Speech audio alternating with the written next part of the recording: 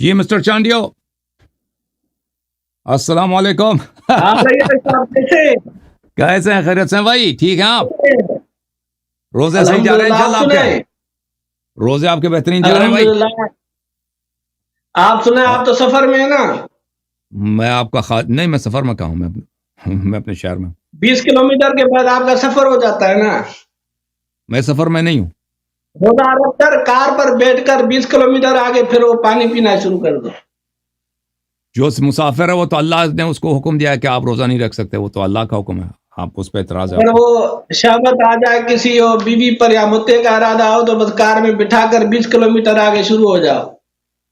اللہ نے اجازت دی مسافر کو، مسافر آپ لوگ سفر میں روزہ رکھتے ہو؟ یہ اجازت ہے کہ اگر آپ کو شوق ہو جائے۔ سب مسلمانوں کے ہاں ہے کہ مسافر کو روزہ نہیں، مسافر روزہ نہیں ہمارے رکھ یہاں 20 سکتا۔ کلومیٹر کی طرف۔ آپ کے ہاں کیا ہے؟ بہرحال ہم آتے ہیں، ٹاپک پہ آتے ہیں۔ ابھی کیا ترتیب رکھیں گے آپ؟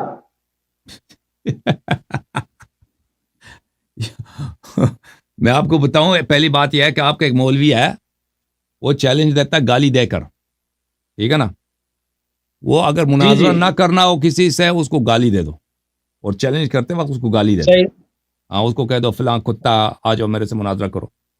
تو وہ جب جس شخص نے مناظرہ نہیں کرنا ہوتا، اور جو شخص ڈر گیا ہے، وہ اس طرح گالی دے کر کہ ایک کتا ہے، میں اس کو چیلنج دے رہا ہوں مناظرے کا، تو ایسے آدمی اس کو بتا دو، ایسے آدمی سے ہم کبھی مناظرہ نہیں کریں گے، اور وہ گفتگو کا لائق بھی نہیں ہے، کہ جس کے پاس تہذیب ہی نہیں ہے، بات کرنے کا ادب نہیں ہے، وہ اس خطاب کرنے کا انداز اس کا یہی ہے کہ دوسرے کو کتا، وہ کیا چیز گالی دے کر پھر اس کو کہہ دو کہ آ جاؤ میرے ساتھ مناظرہ کرو۔ کسی نے اپنی بے عزتی کرانی ہے؟ شریف آدمی کبھی کسی ایسے شخص سے بات کرتا ہے جو آپ کو دعوت دیتے وقت گالی دے رہا ہے؟ ٹھیک ہے نا بھائی؟ آپ وہ سمجھنے والے سمجھ گیا کہ وہ گالی کیوں دیتا ہے۔ وہ گالی اس لیے دے رہا ہے کہ وہ ڈر گیا ہے، کیونکہ وہ مناظرہ کرنا نہیں چاہتا نا۔ اپنے ساتھیوں کے ساتھ بیٹھ کے انٹرنیٹ پہ اپنا کلپ لگا دے کہ بھائی میں نے اللہ علی کو چیلنج دیا۔ اگر تو نے چیلنج دیا ہوا ہے نا، تو گالی نہ دو، تہذیب سے بات کرو، ادب سے بات کرو، اور پھر تم اپنا ہدف ثابت کرو نا۔ وہ 1000 گالی سے وہ بہتر ہے، 1000 گالی سے وہ زیادہ کارگر ہے۔ جی سر چانڈیو، جس سے آپ مخاطب ہو رہے ہیں، شاید انہوں نے سنا ہو یا سنے گا انشاءاللہ سنیں۔ باقی آپ کوئی کسر چھوڑتے ہیں گالیوں کی؟ میں نے وہی جو آپ کی کتابوں میں لکھا ہے، قرآن و سنت میں لکھا، وہ دکھاتا ہوں۔ قرآن و سنت میں جو لکھا وہ میں دکھاتا ہوں۔ آپ کو پسند نہیں آتا، اس میں میرا کیا قصور ہے؟ میں نے کون سا لفظ اپنے سے ملایا؟ میں نے وہ کون سا لفظ ہے جو قرآن؟ جی بولیں آپ ان سے پوچھنا کہ آپ نے یہ کیوں بولا ہے۔ آپ دیکھیں، جو لوگ کہتے ہیں کہ اللہ علی گالی دیتا ہے، وہ گالی کا ثبوت پیش کرو۔ میں نے آپ کے کتابوں میں جو لکھا ہے وہ میں آپ کی خدمت میں پیش کرتا ہوں، پر وہ آپ کو اچھا نہیں لگتا تو کہتے ہیں اللہ علی نے گالی دی ہے۔ میرا چیلنج ہے آپ کو، آپ وہ لفظ دکھائیں جو میں نے بولا ہے، جو آپ کی کتاب میں نہیں ہے، ٹھیک ہے نا؟ وہ تو انشاءاللہ تعالی اگر وہ آپ سے بات کریں گے، اگر آپ کا ارادہ ہوگا تو آپ ان کی چیلنج ایکسپٹ کر لیں۔ آپ کو دیکھیں، میں نے آپ کو کافر بھی کہا ہے۔ میری بات سنیں نا، کافر گالی نہیں ہے، قل یا ایھا الکافرون۔ قرآن فرماتا ہے قل یا ایھا الکافرون، اے نبی صلی اللہ علیہ وسلم ان سے کہہ دیجئے اے کافرو۔ پیغمبر گالی والے دونوں تو نہیں تھے۔ کافر گالی نہیں ہے، کافر ایک شرعی ٹرم ہے، ایک شرعی اصطلاح ہے۔ یا کسی کو کتا کہنا، اس میں زیادہ بری گالی کون سی، بری بات کون سی ہے؟ ٹھیک ہے بھائی، میں ابھی آج سے آپ کو کتا کہتا ہوں، ٹھیک ہے نا؟ بری بات ہے۔ آج سے میں اگر آپ کو کوئی آج سے کہنا شروع کر دینا کہ اے کتا صاحب، پھر بھی میں آپ سے بات کرتا ہوں۔ ہاں، کوئی آپ کو کہہ دے کتا، اور کتا آپ کے والد صاحب کو بھی کتا کہہ دے، آپ کے اس میں کوئی پرابلم ہے کیا؟ مشکل ہے کیا؟ ٹھیک ہے بھائی، آج سے چانڈیو کا نام ختم ہے۔ چانڈیو دیکھو بھائی، ان لوگوں کا عقل دیکھو، چانڈیو سے نہیں کہنا۔ آج وہ نام ان کو دے دینا، کس کو کہتا ہے، اس میں پرابلم نہیں ہے، اس کو کوئی مشکل ہی نہیں، اس میں کون سی بری بات ہے؟ تو ایسے ہم آپ کو وہی کہتے ہیں۔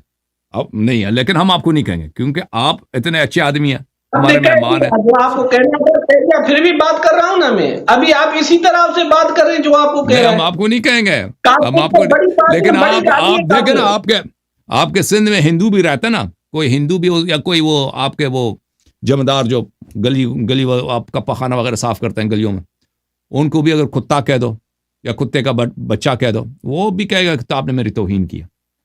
تو آپ یہ تو نہ کہ اس میں کون سی بری بات ہے. آپ نے گالی دی, میں نے بند کی, میں نے گالی نہیں کاٹی نا, بات کر رہا ہوں. میں نے کہاں گالی دیا بھائی, کب گالی سب نے سنی, آپ نے کیا کہا, مجھے پتا ہے. آپ نے کہا کہ کتا جو ہے, کسی کو کتا کہنا ہے اس میں کون سی بری بات ہے؟ تو میں نے کہا کہ اگر آپ کو ہم کتا کہہ دیں, اس کو برا لگا نا, اس کو برا لگا نا, اس کو برا لگا, میں نے اس کو کتا بولا بھی نہیں, اس کو برا لگا. جی مجھے بھی بولا, میرے والد صاحب کو بولا, کوئی مسئلہ نہیں. وہ شخص جو بولتے ہیں اسے پھر بھی اچھا مجھے دی, صاحب کسی صحابی کو تو نہیں دی, شکر ہے پھر بھی. بہرحال دیکھو, میں نے آپ کو کتا نہیں بولا, میں نے بولا اگر ہم آپ کو بول دیں تو آپ کو برا لگے گا, وہی آپ کو برا لگا ہے نا. آپ سن لینا آپ نے کیا بولا, بہرحال اس کو چھوڑ دیں. چلے آپ کا موقف ہی یہی ہے, آپ کا موقف یہ ہے کہ کسی کو کتا کہہ دیں تو اس میں کوئی پرابلم ہی نہیں ہے. تو آپ کو اگر ہم کہہ دیں بھی دیں تو آپ کو برا نہیں لگنا چاہیے. نہیں کا پرابلم, میں نے کہا اگر کسی کو کافر کہہ دیں, اس کو اگر کتا بول دیں تو اس کے لیے بڑی بات نہیں, اس سے بڑی گالی اس کو مل چکی ہے کافر کی. تو کافر سے کیوں قرآن پاک میں ہے کہ جانور کہیں گے قیامت کے دن حل کنت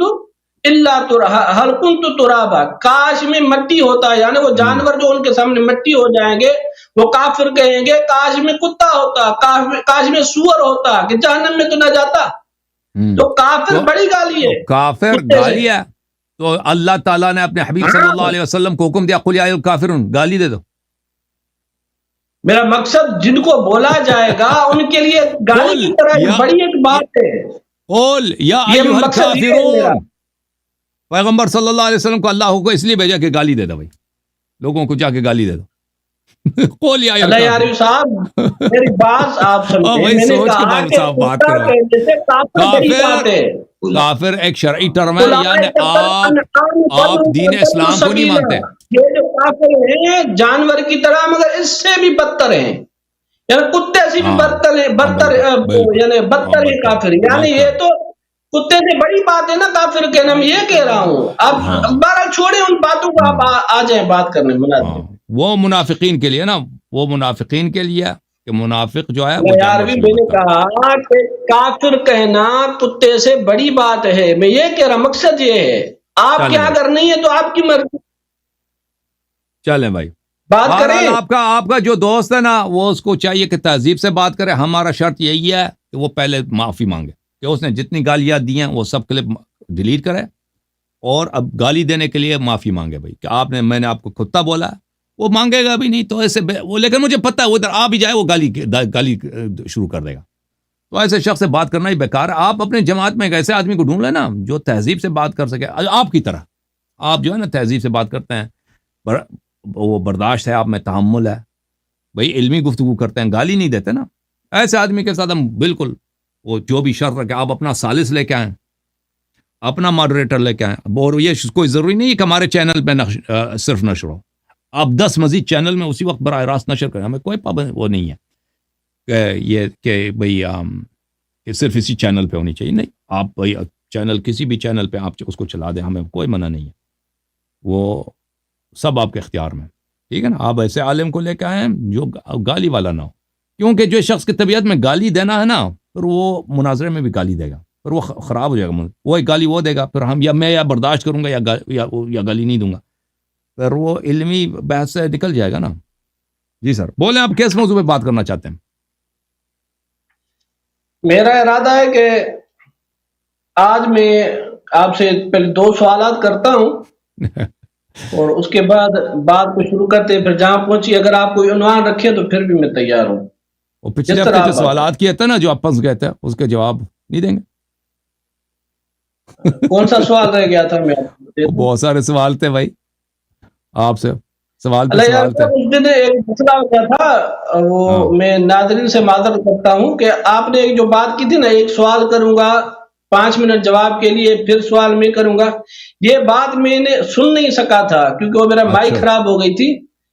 ہاں تو اس دن یہ مسئلہ ہو گیا تھا، اور کچھ کافی ساری باتیں میں نے آپ کی نہیں سمجھی تھی، اور اس وجہ سے میرے خیال میں جو ہماری بات چیت ہوئی تھی اس میں تھوڑا یعنی کنفیوژن ہو گیا تھا، میں آپ کی بات سمجھ نہیں رہا تھا اب ساری۔ سمجھ چلے، اب اس وقت ابھی اب سمجھ آپ گئے، جس طرح اب کہیں سمجھ، اس طرح اب بات تو کریں۔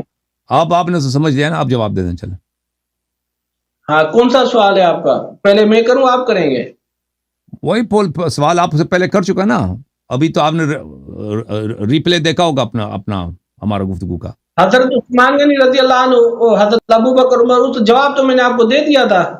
عثمان کے متعلق میں نے کیا بولا تھا، کیا بولا تھا میں؟ آپ نے کہا کہ حضرت ابو بکر عمر کو انہوں نے حضرت علی المرتضیٰ کاذب کہا ہے۔ ہاں وہ بھی یہ تھا، وہ بھی نا؟ سوال تھا، وہ بھی سوال تھا، جی ہاں جی۔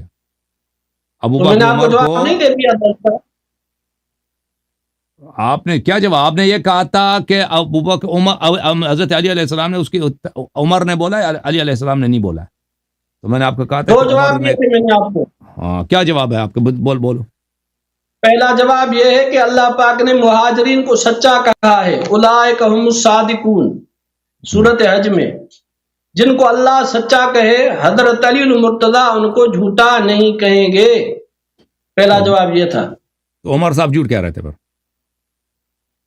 میں نے آپ کو کہا ہے قرآن پاک میں اللہ جھوٹا کہے ان کو حضرت علی المرتضیٰ جھوٹا نہیں کہیں گے۔ ایک جواب یہ تھا۔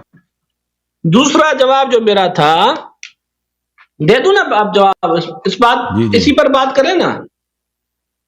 ابھی میں آپ کے سامنے جواب دے رہا ہوں۔ ہاں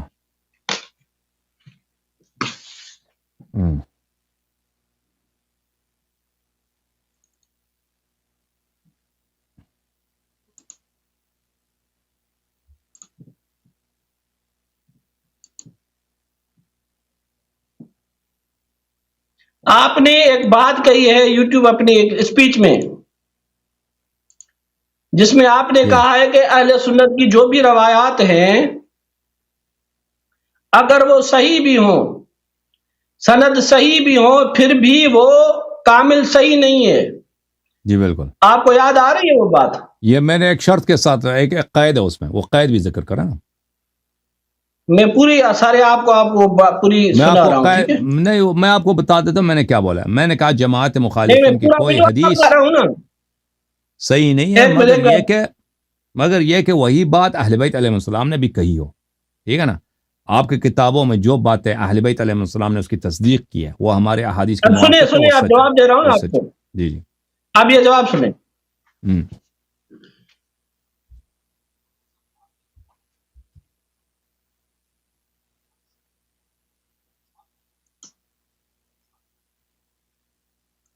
سال پہلے اپنے کسی چچے سے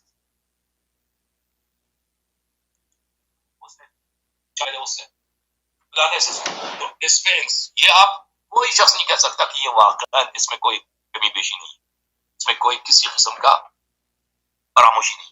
پھر اس کے بعد جو صحابت ہے، یہ صحابہ کی آپ تو جرح کرتے نہیں، کہتے سب صحابہ عادل کام تھے جو ضائع ہو۔ صحابہ یعنی صحابہ نے اپنے تابعین کو اگر سنایا بھی ہے تو تابعین والے بعد والوں کو نہیں سنایا، نسل بنسل وہ باتیں ضائع ہو۔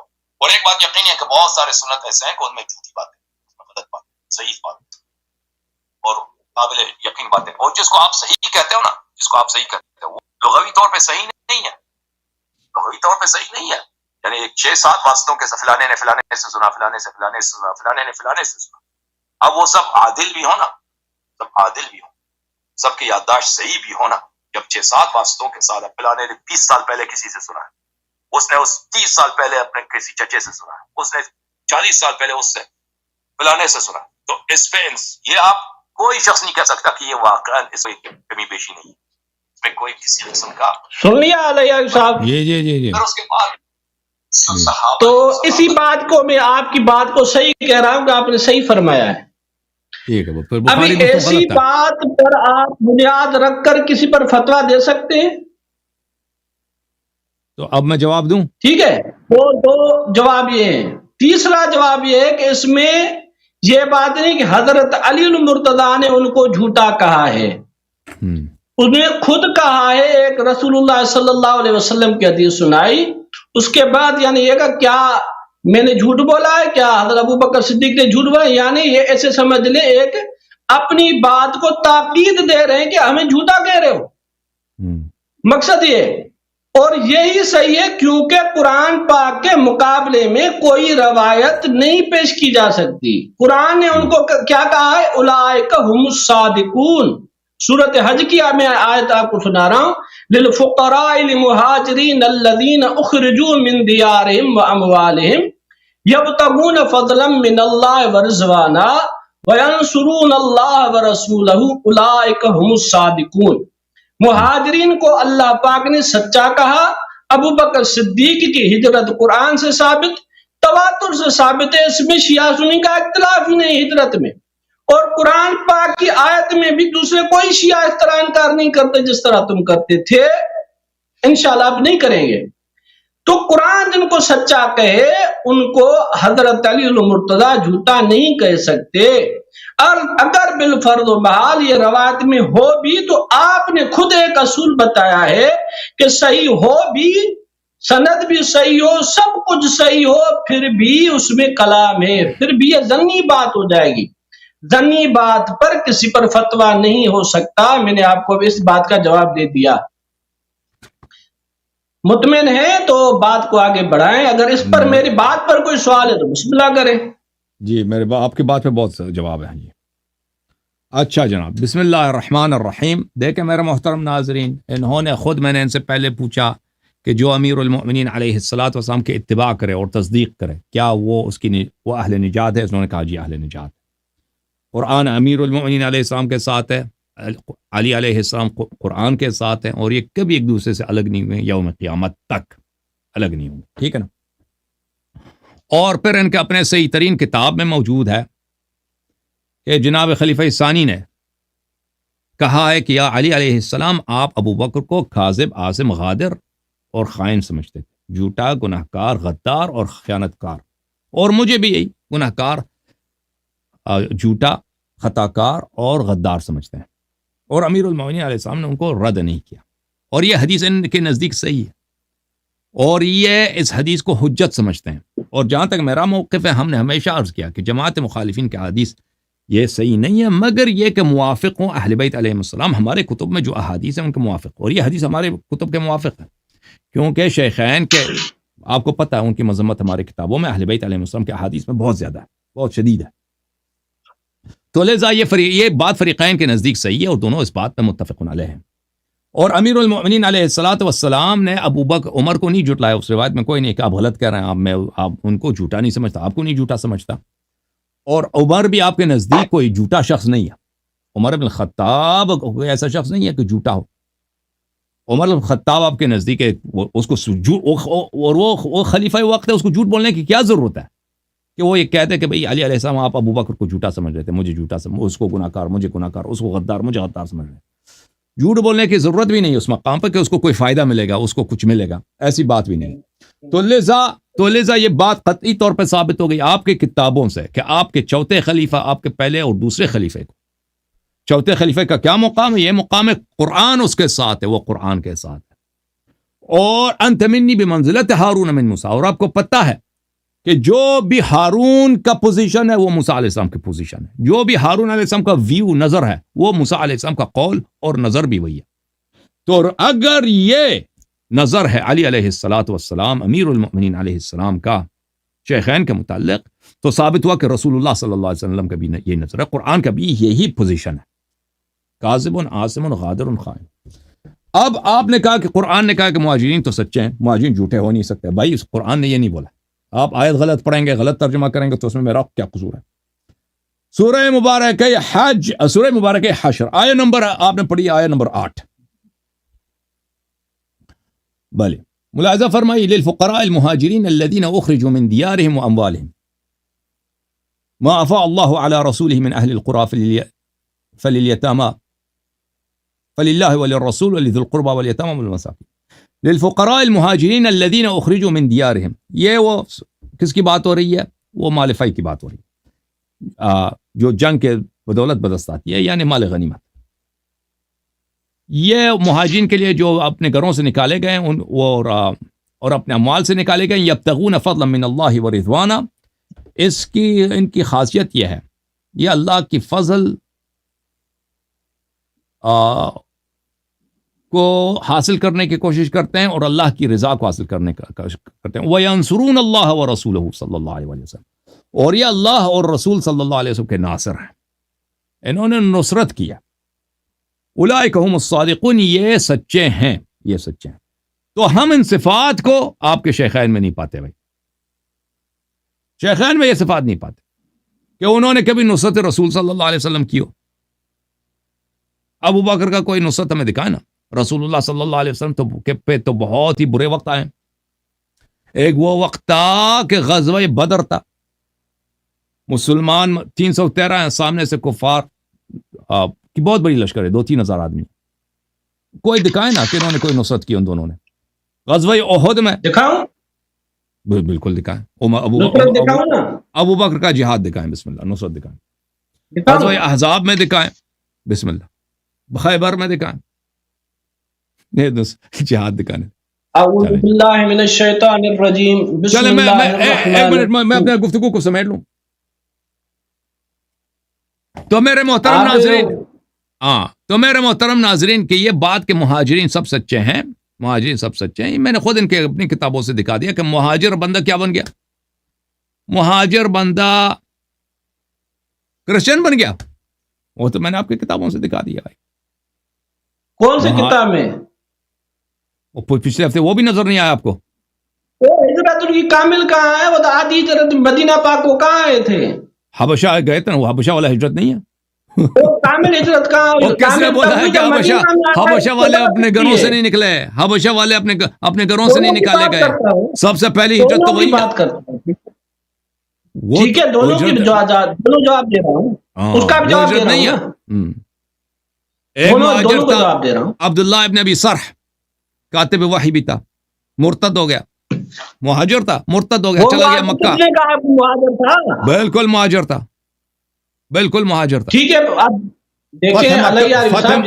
واپس مکہ چلا گیا. فتح مکہ کے وقت رسول پاک صلی اللہ علیہ وسلم نے اعلان کیا کہ ابن ابی سرح جہاں بھی ملے وہ کعبے کے پردے سے بھی پٹا, اس کا سر قلب سے جدا, بدن سے جدا کرو. عثمان کو وہ مل گیا, عثمان نے اس کو قتل نہیں کیا, عثمان نے اس کو پناہ دی. ٹھیک ہے, عثمان سے دوستی تھی اس. بات کروں ابھی, جی بات کروں. ابھی آپ نے جو نام لیا کہ اس نے ہجرت کی مدینے پاک, کس کا نام لیا آپ نے؟ ابن ابی سرح کا. ابن ابی سرح, ٹھیک ہے. جی جی. تو وہ ہجرت کے بعد وہ مرتد ہوئے ہیں آپ کے مطابق؟ عبداللہ ابن سعد ابن ابی سرح, جی ہاں بالکل بالکل. میں ابھی انشاءاللہ آپ کو تفصیل. یہ الاستیعاب فی اسماء الاصحاب لابن عبد البر, جزء اول, چاپ دار الفکر, سنہ 2006 میں چھپی ہے. عبداللہ ابن ابی سرح اسلم قبل الفتح وهاجر, فتح مکہ سے پہلے اس نے ہجرت کی ہے, مہاجر. وكان يكتب الوحی, وہی لکھتا تھا. ثم ارتد مشرکا, پھر مشرک بنا. یہ صفحہ نمبر 549 ہے. بولو بولو جناب. کتاب میں, ہاں جی, کون سی کتاب میں حدیث ہے؟ او بھائی الاستیعاب دکھائے نا آپ کو, یاد نہیں رہا اتنی جلدی, میں دوبارہ دکھا دیتا ہوں. الاستیعاب, یہ کہتے ہیں سب مہاجرین بھائی وہ جھوٹے ہو نہیں سکتے, یہ مرتد ہو جاتے ہیں بھائی. الاستیعاب فی اسماء الاصحاب لابن عبد البر, جزء اول, چاپ دار الفکر, کتاب چھپی ہے سنہ 2006 میں. یہ میں نے صفحہ نمبر 549 میں نے دکھا دیا نا. ٹھیک ہے, جواب دوں ابھی؟ ایک منٹ, ایک مزید میں آپ کو دکھا دوں تاکہ مزید آپ کی طبیعت صاف ہو جائے. اور یہ عثمان کا جو ہے رضائی بھائی تھا. یہ ملاحظہ کریں, یہ کتاب ہے الطبقات الکبریٰ لابن سعد, الطبقات الکبریٰ لابن سعد, جلد نمبر 7, چاپ دار صادر بیروت. یہاں پر عبداللہ ابن سعد ابن ابی سرح وكان قد أسلم قديما وكتب لرسول الله صلى الله عليه وآله وسلم ثم افتتن وخرج من المدينة إلى مكة مرتدا فأهدر رسول اللہ صلی اللہ علیہ وسلم دمہ یوم الفتح. یہ قدیم قدماء میں سے سابقین میں سے مسلمان ہوا ہے. مہاجر ہجرت بھی کیا ہے, کاتب وحی بھی تھا, مرتد ہو گیا. رسول پاک صلی اللہ علیہ وآلہ وسلم نے روز فتح مکہ اعلان کیا کہ مہدور الدم ہے, اس کو قتل کیا جائے. یہ عثمان کا رضائی بھائی تھا. اب بولو کہ مہاجر کے جھوٹا نہیں ہو سکتا, مہاجر مرتد ہو سکتا ہے, جھوٹ نہیں بول سکتا. نہیں ہو سکتا مہاجر کا بھی جھوٹا. تو یہ کیسے ہوا, یہ کیسے ہوا؟ مہاجر معصوم ہے. جواب نہیں دوں. وہ افغان مہاجرین جو آئے تھے آپ کے پاس پاکستان میں, وہ جھوٹ نہیں بولتے تھے, قتل وہ کرتے تھے, لواط وہ کرتے تھے, منشیات کا کاروبار وہ کرتے تھے نا. کون سا فراڈ تھا جو وہ نہیں کرتے تھے؟ جواب سننے کے موڈ میں ہے. مہاجر کچھ نہیں, مہاجر معصوم ہے. جی بولیں بولیں. اب ایسے کنویں میں پھنس گئے نا, جواب کیا دیں گے بھائی؟ ایسے کنویں میں نے آپ کو گرا دیا, جواب کیا دے گا بیچارے؟ کسنے کا آپ کنویں میں بیٹھے ہوئے ہیں, آپ کو یہی لگے گا. کنویں سے نکلے نا تھوڑا تو پتا چلے آپ کو. وہ سب کو پتا ہے کس کو میں نے کنویں میں گرا دیا. ٹھیک ہے, بات کروں؟ بات کرو, بات کرو. جی اجازت ہے بات کرنے کی؟ ٹائمر لگا دوں؟ بھلے لگا دیا. کیا لگا دیا؟ جی بسم اللہ الرحمن الرحیم. قرآن پاک کی آیت سورۃ حج سے میں نے پڑھا, اعوذ باللہ من الشیطان الرجیم, بسم اللہ الرحمن الرحیم.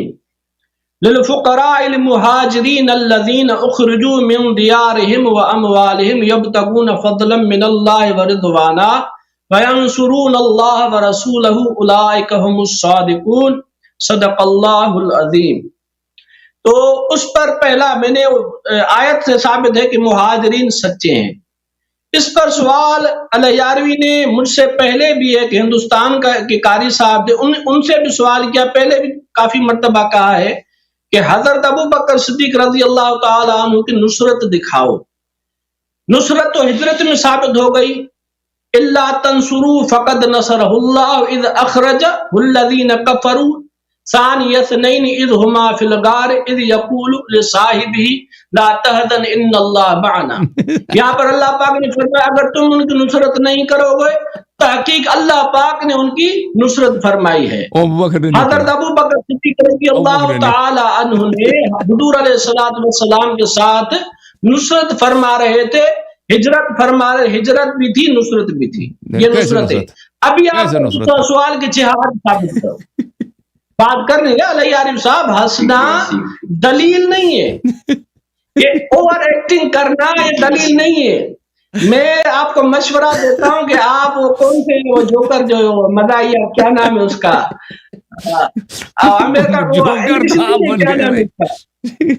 مسٹر بین, آپ اس کو بلا کے اچھی کامیڈی بن جائے گی آپ. جی جی جی بات کر رہے ہیں, قرآن پڑھ رہا ہوں. ٹھیک ہے, وہ کیا نصرت کر رہے تھے غار میں, نصرت بھی بتانا. فقط نصر اللہ. کیا نصرت, بات کرنے دیں یار, کیا نصرت کی غار میں, نصرت کی کیا نصرت کی اس نے, بات کرنے دیں. میں آپ کو چل بات کر تو بتا رہا ہوں. حضور علیہ الصلوۃ والسلام کے ساتھ نکلنا یہ نصرت نہیں تو کیا ہے؟ حضور علیہ الصلوۃ والسلام کے لیے کھانے کا بندوبست, پینے کا بندوبست, زخمی ہو گئے تو اپنے کندھوں پر اٹھا کر لے کے گئے. حضور علیہ الصلوۃ والسلام کے ساتھ ایسے دنوں میں یہ سب باتیں صحیح سند کے ساتھ دکھانا ہے, یہ دکھانا نا. اللہ یار صاحب, آپ نے 2 منٹ بھی مجھے بات کرنے نہیں دی. نہیں بات کرنی, آپ جواب دینے نہیں کرنے دوں گا. چلو بولو, بات کرنے دے, اپنے جہاد ثابت کروں نا حضرت ابو بکر صدیق کا. نصرت قرآن سے ثابت ہو گئی, نصرت قرآن سے ثابت ہو گئی. سامعین دیکھ رہے ہیں, میں صاحب اللہ تنصروا فقد نصرہ اللہ. رسول اللہ صلی اللہ علیہ وسلم کی تم مدد نہیں کرو گے تو اللہ پاک نے ان کی مدد کی ہے. رسول اللہ صلی اللہ علیہ وسلم کی مدد جو ہجرت میں سب سے پہلے کی ہے وہ حضرت ابو بکر صدیق ہے. ٹھیک ہے, ہجرت میں پہلی نصرت ابو بکر صدیق کی ہے. ابھی پھر میں آپ کو دکھاؤں, جہاد دکھاؤں آپ کو. ٹھیک ہے, آپ نے کہا اہل سنت کی کتابوں سے دکھاؤ. یہ کتاب ہے سیرت النبویہ, ٹھیک ہے، اس کا صفحہ نمبر ہے 553. چاپ کہاں کیا جی، چاپ کا پبلشر کون ہے؟ دار الکتب العلمیہ. اوکے.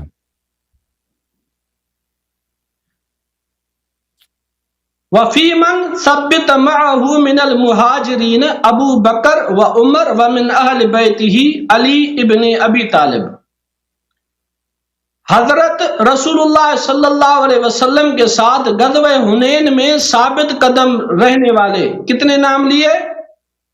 حضرت ابو بکر صدیق، حضرت عمر اور حضرت علی المرتضی، حضرت عباس اور والفضل بن، تو دوسرے پیج پہ، یعنی یہ ثابت قدم حضرت ابو بکر، حضرت عمر فاروق، یہ میں نے آپ کو نام دکھائے. آ رہا ہے؟ صحیح نہیں نظر آ رہا آپ کو؟ بہرحال آپ سرچ کر لیں. اور دوسری روایت میں آپ کو شیعہ کتاب سے دکھا رہا ہوں. پہلے سنی کتاب، دوسری سنیں. صحیح بخاری. ہم سے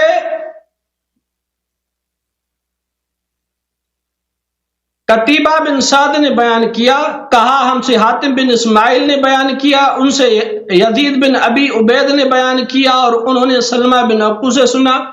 وہ بیان کرتے تھے میں نبی کریم صلی اللہ علیہ وسلم کے ہمراہ 7 غزوات میں شریک رہا ہوں، اور 9 ایسے لشکروں میں شریک ہوا ہوں جو آپ نے روانہ کیے تھے، مگر آپ خود ان میں نہیں گئے.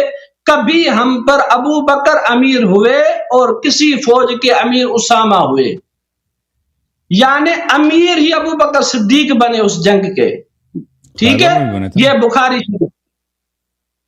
حدیث نمبر سناؤ؟ 4271. ٹھیک ہے، ابھی پھر میں آپ کو دکھا رہا ہوں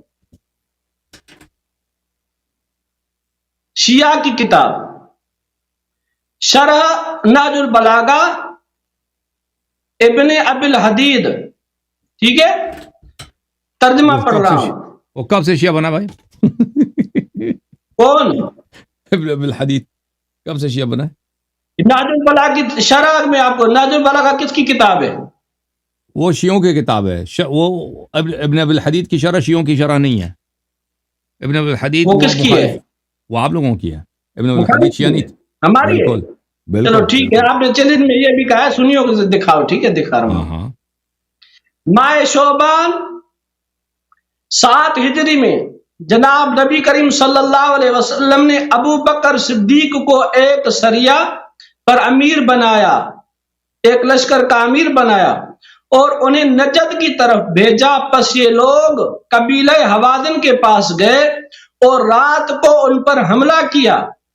ایاس اپنے والد سلمہ سے نقل کرتے ہیں، وہ کہتے تھے کہ میں اس جیش میں موجود تھا، پس میں نے کفار کے 7 آدمیوں کو اپنے ہاتھ سے قتل کیا، اور ہم نے اپنا نشان اس وقت یہ الفاظ بنائے ہوئے تھے، امت امت، مار ڈالو مار ڈالو. اس موقع پر نبی کریم صلی اللہ علیہ وسلم کے اصحاب میں سے ایک کو مقتول یعنی شہید ہوئی، اور خود ابو بکر صدیق اس قتال میں مجروح ہوئے، اور انہوں نے وہاں چند ایام آرام کیا، اور کچھ بہتر حالت ہونے کے بعد وہ مدینہ شریف کی طرف لوٹے. زخمی ہوئے، جنگ میں امیر بھی تھے، زخمی ہوئے. جہاد میں نے اہل سنت کی، اہل سنت ہی سمجھ لیں. آپ نے چیلنج کیا تھا کسی بھی سنی کتابوں سے ان کا جہاد ثابت کرو. یہ میں نے نسبت آپ کے سامنے ثابت کر دی. ابھی وَيَنْصُرُونَ اللَّهَ وَرَسُولَهُ أُولَٰئِكَ هُمُ الصَّادِقُونَ، یہی سچے ہیں. ابھی اس کے بعد قرآن پاک سے ان کی سچائی ثابت ہو چکی. تو یہ تو ایک متفقہ اصول ہے کہ قرآن پاک کے مقابلے میں کوئی بھی روایت نہیں پڑھی جا سکتی، جس کی وجہ میں نے پہلے آپ کی اپنی زبانی ایک بات سنائی کہ آپ نے کہا ہے کہ روایت کتنی بھی صحیح ہو، ساری اسناد صحیح ہو، پھر بھی وہ صحیح نہیں، اس میں کلام ہے. ایسی بات کو قرآن پاک میں کے مقابلے میں کیسے لا سکتے ہیں آپ؟ جو خود ایک ذنی بات ہو، آپ کے قول کے مطابق کا مطابق زنی. آپ نے بہت اچھا ہے کہ آپ اللہ پاک آپ کو سمجھ دے کہ آپ ایسی باتیں جو زنی ہو اس سے آپ کسی کا پر کفر کا فتویٰ دے دیں. معاذ اللہ ثم معاذ اللہ. تو پہلا تو یہ جواب ہو گیا. دوسرا جواب یہ ہوا اگر بالفرض و محال کوئی مرتد ہوا ہے تو اللہ پاک نے اس کا ارتداد پہلے ہی ثابت کر دیا, وہ مرتد ہو گیا. تو وقت دخلوا بالکفر وهم قد خرجوا به, یہ جو آئے پھر بھی کافر تھے, نکلے پھر بھی کافر ہوئے. حضرت ابو بکر صدیق رضی اللہ تعالی عنہ کا ایمان الحمدللہ رسول اللہ صلی اللہ علیہ وسلم کے ساتھ ثابت ہے, ہجرت ثابت ہے, سب کچھ ثابت ہے. تو اولئک هم الصادقون ثابت ہے, تو ان کو حضرت علی المرتضیٰ جھوٹا نہیں کہیں گے. الحمدللہ میں نے آپ کو جواب دے دیا. ابھی میں آپ سے سوال کروں, میں جو تیاری کر کے آیا ہوں, آپ پچھلی باتوں پہ چلے گئے. الحمدللہ میں نے اپنا موقف ثابت کر دیا ہے. باتوں کا جواب دے دوں, آپ کی باتوں کا جواب دے دوں نا. جواب اللہ یاری صاحب ٹائم بہت ہو گیا, 2 بج چکے, میں تیاری کر کے آیا, مجھے بات کرنے دی. کل کی بات 10 منٹ ہو گئے نا آپ کا, 10 منٹ تو ہو گئے نا آپ کا, مجھے جواب دینے دو نا. آپ نے جو باتیں کی ہیں اسی بات میں فائدہ کیا ہے ان باتوں کا؟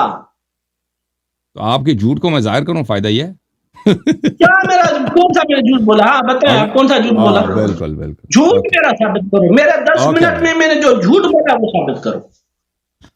دیکھو بھائی, انہوں نے کہا ہے کہ ابو بکر نے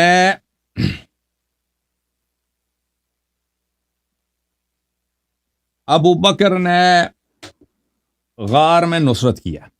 انہوں نے آیا کا ریفرنس دیا. میں آیا کی طرف آتا ہوں. اس سے پہلے انہوں نے وہ آیا جس میں یہ ہے اولئک هم الصادقون.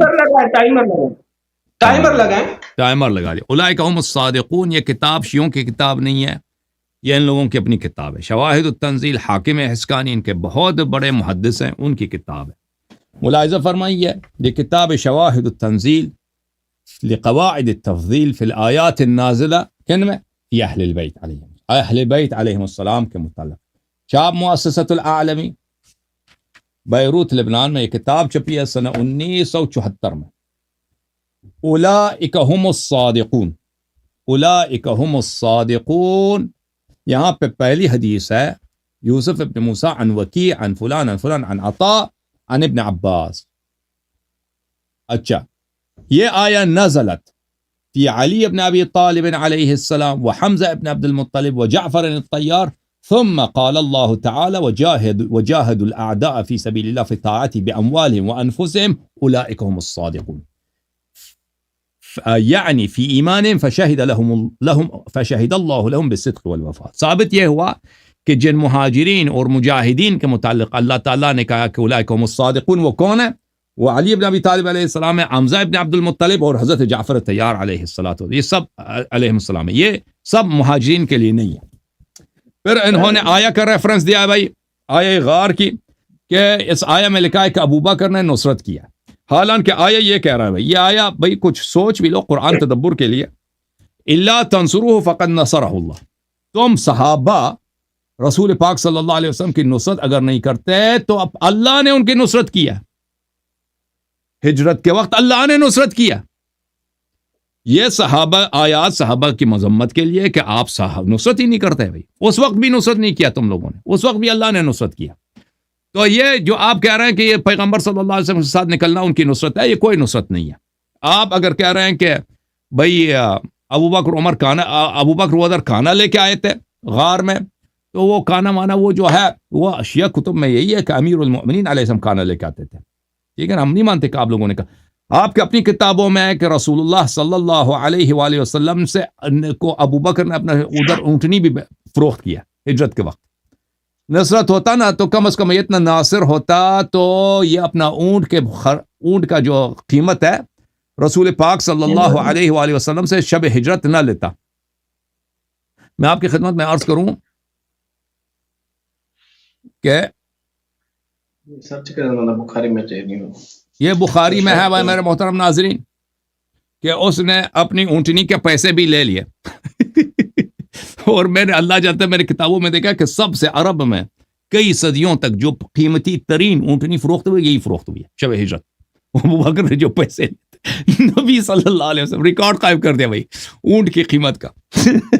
یہ صحیح بخاری ہے، شعب دار احیاء تراث العربی، بیروت لبنان، ملاحظہ فرمائیے، حدیث نمبر 3905 ہے، صفحہ نمبر 690، کتاب مناقب الانصار۔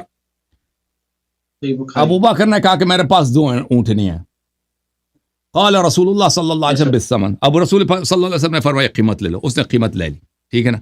اس نے ریکارڈ انداز میں، اگر یہ اتنا ناصر ہوتا تو رسول پاک صلی اللہ علیہ وسلم اس کو اونٹنی کا قیمت نہ لیتا، کہتے یہ بھائی تم مسلمان ہو، میں بھی تیرا نبی ہوں، ابھی اتنا سخت ہجرت کا وقت ہے ابھی ہجرت کے وقت خرید فروخت کا کیا چکر ہے؟ تو یہ ہے میرے بھائی۔ اچھا، تو یہ آپ کی کتب میں۔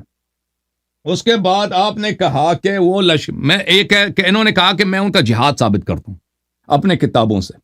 ایک انہوں نے یہ روایت پیش کیا کہ حنین کے وقت میں منثبت ہے، یہ جہاد نہیں ہوں، یہ کہتے ہیں وہ باغے نہیں۔ ابن کثیر کے کتاب سے آپ نے بغیر کسی سند کے، ٹھیک ہے نا، حنین میں ابو بکر کا فرار بخاری میں ثابت ہے، میں نے بخاری سے دکھا چکا ہوں آج ہی کے پروگرام میں، ٹھیک ہے نا، وہ چاہیے تو دوبارہ دکھا دیتے ہیں۔ اب عمر کا فرار حنین میں بخاری میں ثابت ہے۔ بخاری کے مقابلے میں ایک السیرہ النبویہ لابن کثیر، اس میں سے بغیر سند کے اس نے حدیث دیکھا ہے کہ وَمِمَّنْ ثَبَتَ مَعَهُ ابو بکر، کہ ابو بکر جو حنین میں باغے نہیں، وہ باغنا جہاد نہیں ہوتا، باغنا نہ باغنا جہاد نہیں ہوتا، اگر باغا نہیں تو اس نے جہاد کیا، ہو سکتا ہے باغا بھی نہیں جہاد بھی نہیں کیا، چھپ گیا کہیں، وہ کسی گھوڑے کے پیچھے کہیں کسی، وہ بوڑھا بھی تھا نا، وہ تو وہ بھاگنے کے لیے وہ بھی تن و توشہ چاہیے نا، تن و توشہ چاہیے، وہ کہیں چھپ گیا ہوگا، آپ جہاد ثابت کریں، کہتا ہے وہ بھاگا نہیں ہے، آپ نے جہاد ثابت کرنا تھا، حدیث لے کے آئے وہ بھی، اس کی سند کچھ بھی نہیں کہ بھاگا نہیں ہے، ان دونوں میں بڑا فرق ہے۔ پھر آپ نے بخاری سے روایت لے کے آئے کہ یہ کسی غزوے میں امیر بنے تھے، اور بھائی اس کا جہاد دکھاؤ نا، وہ اس طرح نہیں ہے کہ سب جو امیر بنتے ہیں وہ جہاد بھی کرتے ہیں، بہت سارے عمراء ہوتے ہیں بھاگ کے آ جاتے ہیں، جیسے وہ خیبر میں بھاگ کے آئے تھے نا، خیبر میں رسول اللہ صلی اللہ علیہ وسلم نے ابو بکر کو بھی امیر بنایا، عمر کو بھی امیر بنایا، بھاگ کے آئے تھے۔ امیر بننا یہ کافی نہیں ہے جہاد کے اس بات کے لیے، آپ ثابت کریں کہ وہاں پہ کہاں پہ اس نے کس کافر کو قتل کیا، کہاں پہ تلوار ماری۔ پھر آپ نے لیا ابن ابی الحدید کا، وہ بھی آپ لوگوں کا عالم دین ہے، اس کی روایت لے کے آئے کہ بھائی اس نے کیا کیا، ابو بکر زخمی ہو گئے یہ زخمی ہونا دلالت نہیں کرتا کہ جہاد کیا اس نے، ہو سکتا ہے بھاگتے ہوئے، اور بہت سارے لوگ بھاگتے ہوئے بھی زخمی ہو جاتے ہیں، وہ کوئی ضروری ہے؟ آپ جہاد کے لیے کیوں کوئی روایت نہیں پیش کر سکے کہ فلان کافر کے مقابلے میں یہ تلوار لے کے نکل گیا، یہ کیوں نہیں پیش کر سکتے نا ہم؟ وہ زخمی ہو گیا، وہ جنگ سے جو دور لوگ ہوتے ہیں نا وہ بھی زخمی ہو جاتے، کبھی گھوڑے سے گر کے بھی انسان زخمی ہو جاتا ہے کبھی جو دور ہوتا ہے، تیر دور سے آ کے لگتا ہے، وہ بھی زخمی ہو جاتا ہے، وہ کوئی ضروری نہیں ہے کہ وہ قتال میں شریک ہو۔ آپ نے اس کا کوئی معرکہ کوئی روایت پیش نہیں کر سکے، اتنے جان مارنے کے باوجود اس نے تلاش کی ہے نا کہ کچھ نہیں پیش کر سکا۔ تو بھائی بات ختم ہے۔ اچھا، تو پھر یہ ثابت ہوا کہ جو بات میرے ختم ہے، بس میں ابھی 30 سیکنڈ دے دیں۔ تو یہ ہوا کہ بھائی صحیح مسلم کی جو حدیث ہے اس میں یہ ہے کہ امیر المؤمنین علیہ الصلوۃ والسلام نے فرمایا کہ ابو عمر نے امیر المؤمنین علیہ السلام سے فرمایا کہ آپ مجھے اور ابو بکر کو کاذب، آثم، غادر، خائن سمجھتے ہیں، اور بالکل یہ حدیث صحیح ہے، اور آپ لوگوں کے ہاں صحیح حدیث حجت ہوا کرتی ہے، بالکل یہ حجت ہے، ماننا آپ پہ واجب ہے، تصدیق کریں کہ شیخین کی خلافت بالکل باطل ہے، اس لیے کہ سید المسلمین امیر المؤمنین علیہ السلام، جس کی منزلت رسول پاک صلی اللہ علیہ وسلم سے وہی ہے جو ہارون کا موسیٰ سے تھا، جو قرآن کے ساتھ ہے، کبھی قرآن سے الگ نہیں ہوگا، جس کے متعلق رسول اللہ صلی اللہ علیہ وسلم نے فرمایا علی ولی کل مؤمن من بعدی من اطاع علی علیہ السلام فقد اطاعنی۔ وہ علی علیہ السلام ابو بکر اور عمر دونوں کو کاذب، آثم، غادر اور خائن سمجھتے تھے۔ معاملہ ہی ختم ہے بھائی، معاملہ ہی ختم ہے، اس کے بعد نزاع کیا ہے بھائی؟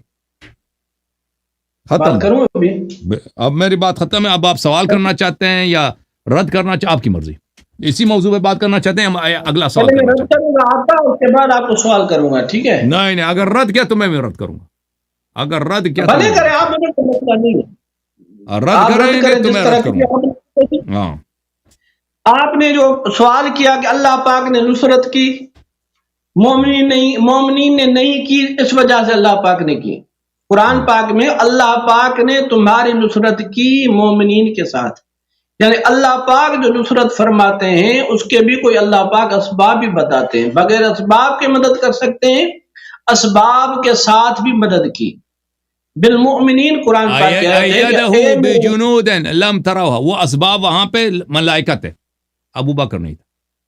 ایدہ بجنود وایدہ بجنود لم تروها، اللہ نے کہہ دیا بالمؤمنین نہیں آیت میں بھی آپ کو بتا رہا ہوں. غار والی آیت ہے نہیں، غار کی آیت میں ابو بکر کی کوئی نصرت نہیں ہے. غار کی آیت میں اللہ کی نصرت ہے، وہ طریق نصرت کیا ہے؟ میرا لگا ہوا ہے بیچ میں آپ بات کر رہے ہیں، میں نے آپ کے بیچ میں بات کی تھی تو آپ مختلف آیات کو خلط کر رہے ہیں نا بھائی. چل دوبارہ ٹائمر لگا دیتے ہیں. ہاں پڑھو آیت، آئے غار پڑھو، آئے غار میں دکھاؤ، آئے غار میں دکھاؤ جی، آئے غار میں دکھاؤ. ہجرت بتا رہا ہوں اللہ یاری، بات کرنے دیں، بات کرنے دیں، کوئی مسئلہ نہیں ہے، ہنستے رہے کوئی مسئلہ نہیں ہے، مگر بات کرنے دیں، ٹھیک ہے جی. بسم اللہ. تو آپ نے کہا نصرت کے لیے آپ نے کہا مومنین نے نہیں کی، تبھی اللہ پاک نے کی. اللہ کے بندے جو بھی مکے پاک میں تھے سب کو ہجرت کرنی پڑی، ان کی رسول اللہ صلی اللہ علیہ وسلم کے ساتھ ہجرت کرنا ہے خود نصرت ہے. اگر وہ وہاں پر رہتے نہ آتے تو پھر تو کہہ سکتے ہیں کہ نصرت نہیں کی. وہ کن کے کہنے پر، کن کے حکم پر انہوں نے اپنا ملک چھوڑا؟ یار وہ اونٹنی کے پیسے لینا، اونٹنی کے پیسے لینا وہ بھی نصرت ہے.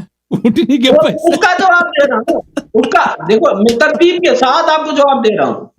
ٹھیک. تو آپ نے یعنی مومنین کے ساتھ اللہ پاک نے رسول کی مدد کی ہے، ملائکہ کے ساتھ مدد کی ہے، یعنی اللہ پاک نے مدد کی ہے سبب کے ساتھ، اور ایسے بھی مدد کی ہے کہ کسی نے نہ دیکھا ہو.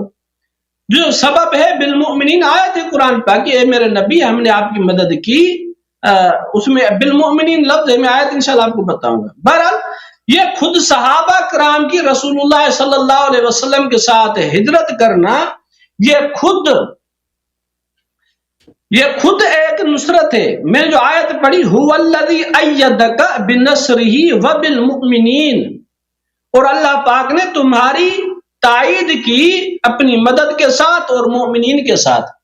بہرحال مجھے آپ بات کر رہے تھے، بیچ میں بات نہیں کریں. پھر آپ نے کہا کہ حضرت ابو بکر صدیق نے اونٹ کے پیسے لیے، اور بخاری شریف سے آپ نے جو روایت پڑھی اس میں آپ نے کہا کہ رسول اللہ صلی اللہ علیہ وسلم نے خود ان کو پیسے دیے، خود رقم دی. تو وما آتاکم الرسول فخذوہ، جو رسول تمہیں دے وہ آپ لے لیں، اس میں کوئی حکمت ہے. رسول اللہ نے خود دیا ہے. بخاری شریف میں یہ نہیں لکھا کہ حضرت ابو بکر صدیق نے کچھ مانگا ہے. جب رسول اللہ دے رہے ہیں تو حضرت ابو بکر صدیق پر واجب ہو جاتا ہے کہ اس کو لینا چاہیے، اس میں کوئی حکمت ہوگی. بہرحال تیسرا آپ نے کہا کہ ابو بکر صدیق کا جنگ میں ثابت ہونا دکھاؤ، نصرت ہونا، امیر لشکر دکھایا اللہ کے بندے، زخمی ہونا دکھایا. اور کیا دکھاؤں؟ کیا صحابہ کرام تمہاری طرح تھے کہ کوئی بات ہو جائے بڑی بڑی یعنی وہ دعوے کر دوں میں نے فلاں کو یہ مارا، فلاں کو یہ مارا، فلاں کو یہ مارا، تب ثابت ہو جائے؟ اللہ کے بندے یہ بھی کوئی بات ہے؟ نہ بھی لکھا ہو نا تبھی کوئی فرق نہیں پڑتا.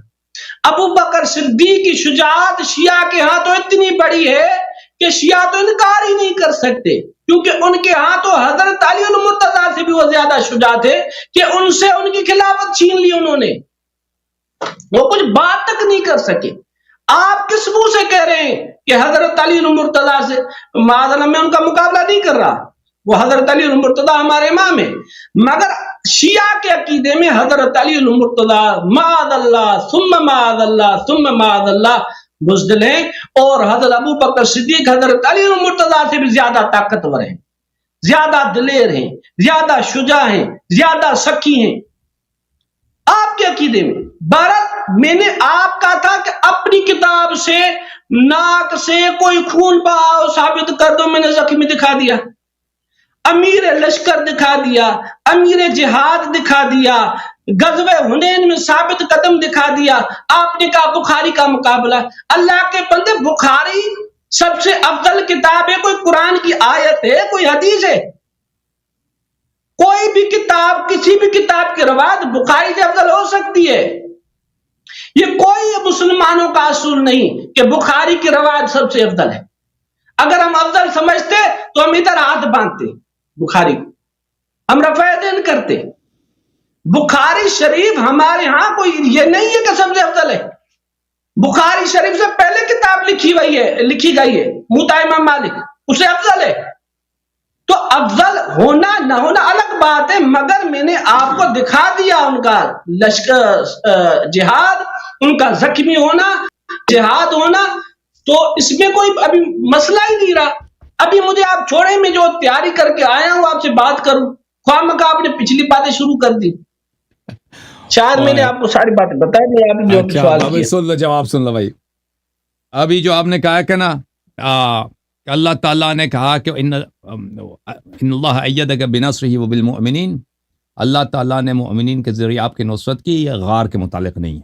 اوکے، غار کے متعلق جو آیا ہے، اور گل سنو اور اللہ تعالیٰ بات سنو، غار میں جو اللہ کی نصرت ہے، غار میں جو اللہ کی نصرت ہے، اللہ کہہ رہا ہے صحابہ نصرت نہیں کر رہے، اللہ تنصروا، صحابہ نہیں نصرت کر رہے، اللہ نے نصرت کی ہے ابو بکر کے ذریعے نہیں. وَأَيَّدَهُ بِجُنُودٍ لَمْ تَرَوْهَا، اللہ تعالیٰ نے غیبی ملائکہ لشکر بھیجے. غار میں جو نصرت اللہ نے کی ہے، اللہ نے ملائکہ کے ذریعے کی ہے. اور آپ جو کہہ رہے ہیں کہ ابو بکر کے ذریعے کی، وہ کوئی نہیں ہے. اب مَا آتَاكُمُ الرَّسُولُ فَخُذُوهُ، اس کے بعد بھی پڑھو نا، وَمَا نَهَاكُمْ عَنْهُ فَانْتَهُوا. یہ اس طرح نہیں، اللہ اگر رسول صلی اللہ علیہ وسلم پیسے آپ کو آفر کر دے تو آپ لے لو فوراً. اس کا مطلب یہ نہیں مَا آتَاكُمُ الرَّسُولُ، اللہ تعالیٰ. اب سن لو نا، ہمیں جو بھی دیں گے ہم دیں گے. ہاں اب سن لو، اب سن لو. ابو بکر فی الجنہ، ابو بکر نے جنت لے لی. ایسے ہی ابو بکر کو پیسے دیے اور لیں گے، کیسے ان کا؟ ٹھیک ہے ٹھیک ہے. اما آتاکم الرسول صلی اللہ علیہ وسلم کا مطلب یہ ہے جو الرسول وما نہاکم عنہ فانتہوا، جو رسول پاک صلی اللہ علیہ وسلم آپ کو حکم دے دیں وہ قبول کرو، اور جو نہیں کریں ان کی نہیں کو بھی مان لو. ٹھیک ہے نا. رسول پاک صلی اللہ علیہ وسلم کے لیے ہدیہ لینا ان کا سنت ہے، آپ کو پتہ ہے ہدیہ لینا سنت ہے. امیر المومنین علیہ الصلوۃ والسلام کا فرمان ہے لا یعب الکرامۃ الا حمار، جو شخص کسی آپ سے احسان کرتا، آپ احسان کسی کا رد کرتے ہیں، آپ گدے ہیں. اگر کوئی احسان کرتا ہے احسان قبول کرنی چاہیے. نیکی اگر کوئی کرتا ہے، مثلا کوئی کھانے کے لیے بلاتا ہے، آ جاؤ میرے گھر کھانا کھاؤ، آپ کو نہیں میں نہیں کھاتا، یہ گدے کا کام ہے، انسان کا کام نہیں ہے.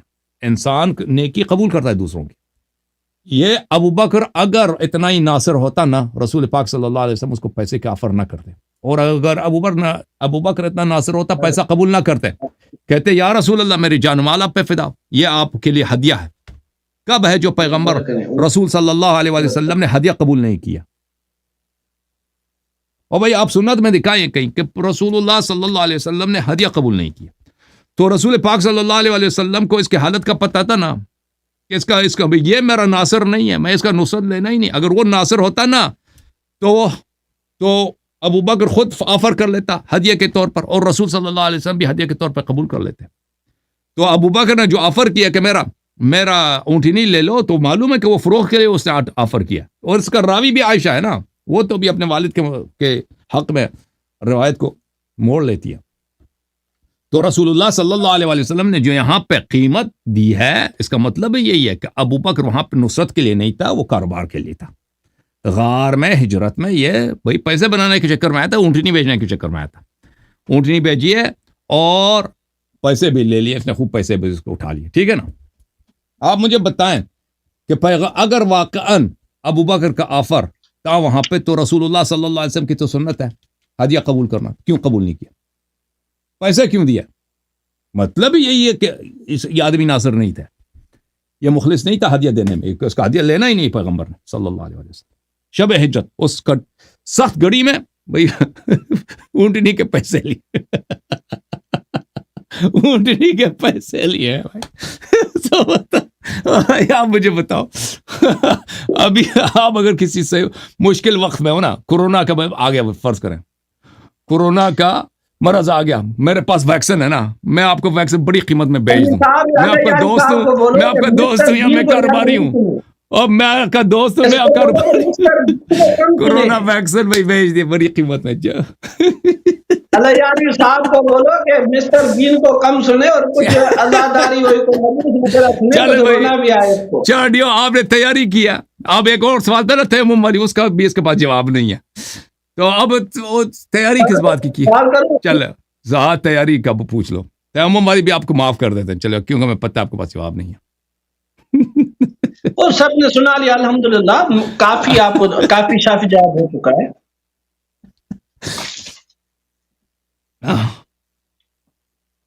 دو سوال ہیں میرے. ایک سوال یہ ہے کہ جو مسلمان ہے اس کی زندگی کا مقصد اعمال صالحہ ہے, یعنی عمل ہے, ایمان اور عمل ہے. جس طرح قرآن پاک کی آیت ہے تبارک الذی بیدہ الملک وہو علی کل شیء قدیر الذی خلق الموت والحیات لیبلوکم ایکم احسن عملا. تو ہماری زندگی کا مقصد ہے کہ ہم اچھے اعمال کریں. ہمارا امتحان ہے سمجھ لیں اس دنیا میں. تو ہم سے ہمارے اعمال کے بارے میں سوال ہوگا. کسی بھی مسلمان سے کسی دوسرے مسلمان کے اعمال کا سوال نہیں ہوگا. جس طرح قرآن پاک کی آیت ہے سورۃ بقرہ پہلا سپارہ غالباً آخری رکوع ہے, جس میں اللہ پاک نے نبیوں کا ذکر فرمایا. پھر فرمایا تلک امۃ قد خلت لہا ما کسبت ولکم ما کسبتم ولا تسألون عما کانوا یعملون. یہ جو برگزیدہ جماعت تھی انبیاء علیہ الصلوۃ والسلام جو گزر چکی, جو انہوں نے کیا ان کے لیے, جو تم کر رہے ہو تمہارے لیے, تم سے ان کا سوال نہیں کیا جائے گا کہ انہوں نے کیا کیا. جب نبیوں کے اعمال کا ہم سے کوئی سوال نہیں, تو ہم سے آج سے پہلے یا ابھی بھی جو مسلمان موجود ہیں, اللہ ماشاءاللہ کوئی گواہی کا معاملہ ہو الگ بات ہے, مگر یہ ہم سے سوال نہیں کہ فلاں صدی میں فلاں مسلمان نے کیا کیا, فلاں صدی میں فلاں مسلمان نے کیا کیا, فلاں صدی میں فلاں مسلمان نے کیا کیا. یہ ہم سے سوال نہیں ہے. لہذا اس اصول سے جو شیعہ کا ایسے سمجھ لیں بنیاد ہی دوسروں کی برائی پر ہے, انسانوں کی برائی, دوسرے اعمال پر کی جانچ پڑتال کرنا, کوشش کرنا کہ کسی صحابی کی کوئی غلطی نظر آ جائے. یہ دین کا کون سا جز ہے؟ کیا تم سے یہ سوال ہوگا علیہ صاحب, میں آپ کو ایسے سمجھ لیں نصیحت کر رہا ہوں, کیا آپ سے یہ سوال ہوگا کہ قیامت کے تو ہمیں یہ بتاؤ کہ حضرت حسین رضی اللہ تعالیٰ عنہ کے بعد حضرت زین العابدین ہے, اس کے وقت فلاں جو مسلمان تھا اس کے کیا اعمال تھے؟ یا آپ سے یہ سوال ہوگا کہ حفیظ اللہ کے کیا اعمال تھے ہمیں بتاؤ؟ جب یہ سوال ہی نہیں تو اس پر اتنی محنت کیوں ہے, اس پر مناظرہ کیوں ہے؟ یہ ایک میرا یہ سوال ہے. اور دوسرا سوال یہ ہے کہ اصول کافی میں روایت ہے کہ زرارہ امام باقر سے روایت کرتے ہیں. ایک سوال کرو نا, ایک سوال کرو بھائی, دو سوال اکٹھے نہیں جی, ایک سوال. ایک تو وہ ایک نصیحت تھی آپ کو, نصیحت ایسے سمجھ لیں, جواب دینا چاہیں تو دے دیں. میرے خیال میں آپ انکار تو نہیں کریں گے اس بات کا. کیا آپ سے سوال ہوگا قیامت کے دن کہ بتا فلاں نے کیا کیا؟ جی جی بالکل بالکل. دیکھیں میرے محترم ناظرین, ان کے سوال کا جواب میں ان کے اپنے کتاب سے دیتا ہوں.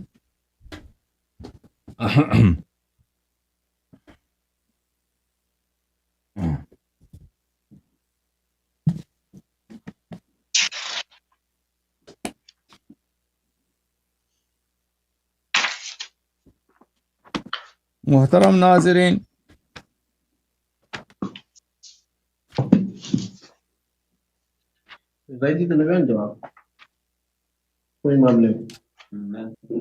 پہلی بات یہ ہے, میں ایک حدیث سب مومنین کا دل خوش کروں, مسلمانوں کا سب کا دل خوش کروں, ایک ایسی حدیث سے.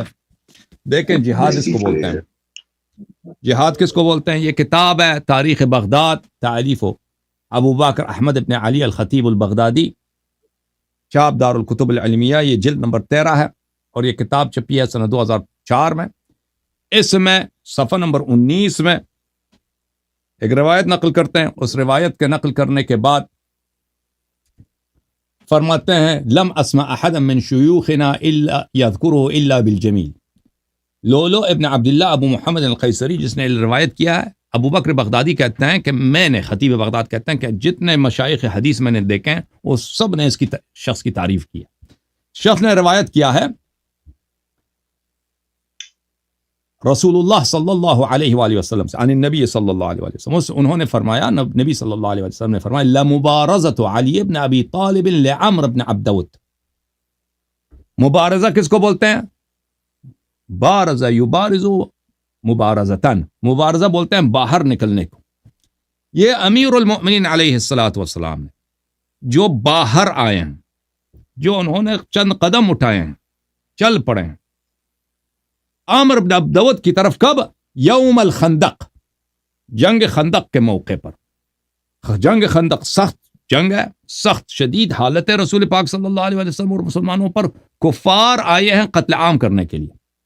وہ کفار سب قبائل مل کے آئے ہیں، اس کا نام بھی غزوہ احزاب ہے. مسلمانوں کو محاصرہ کیا، یہود بھی ان کے ساتھ ملے تھے.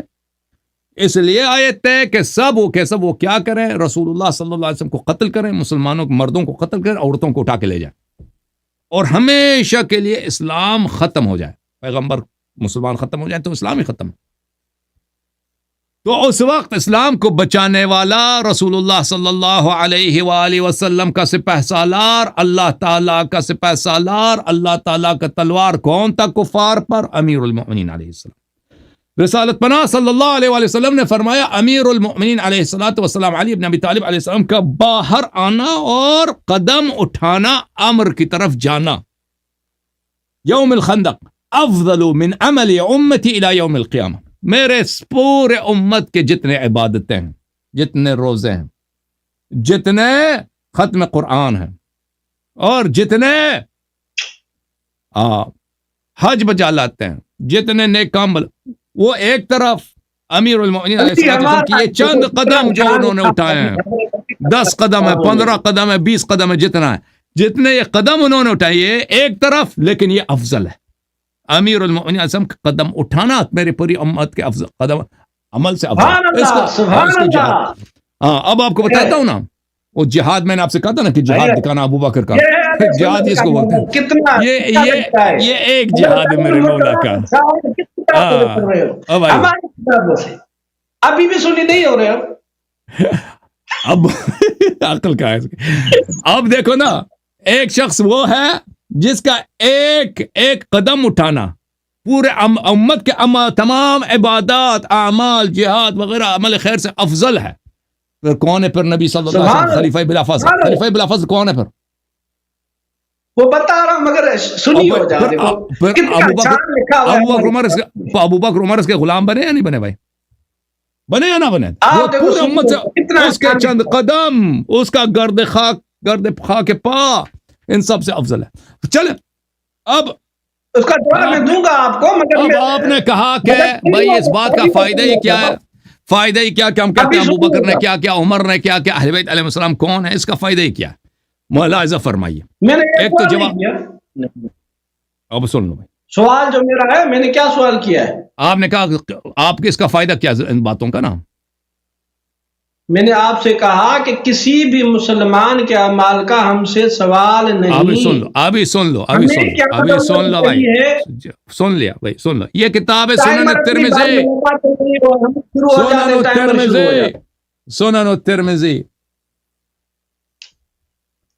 ترمذی کی سنن ہے بھائی، چاپ دار الفکر چانڈیو صاحب، برداشت ہو رہی نہیں ہو رہی آپ سے، سنہ 2008 میں چھپی ہے.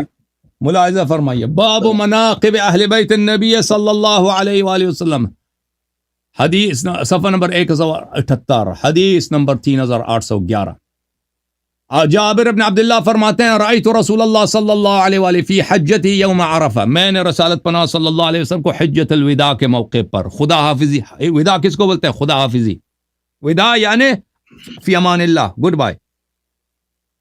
خدا حافظی والے حج یعنی امت کو اللہ کے سپرد کر کے جا رہے ہیں.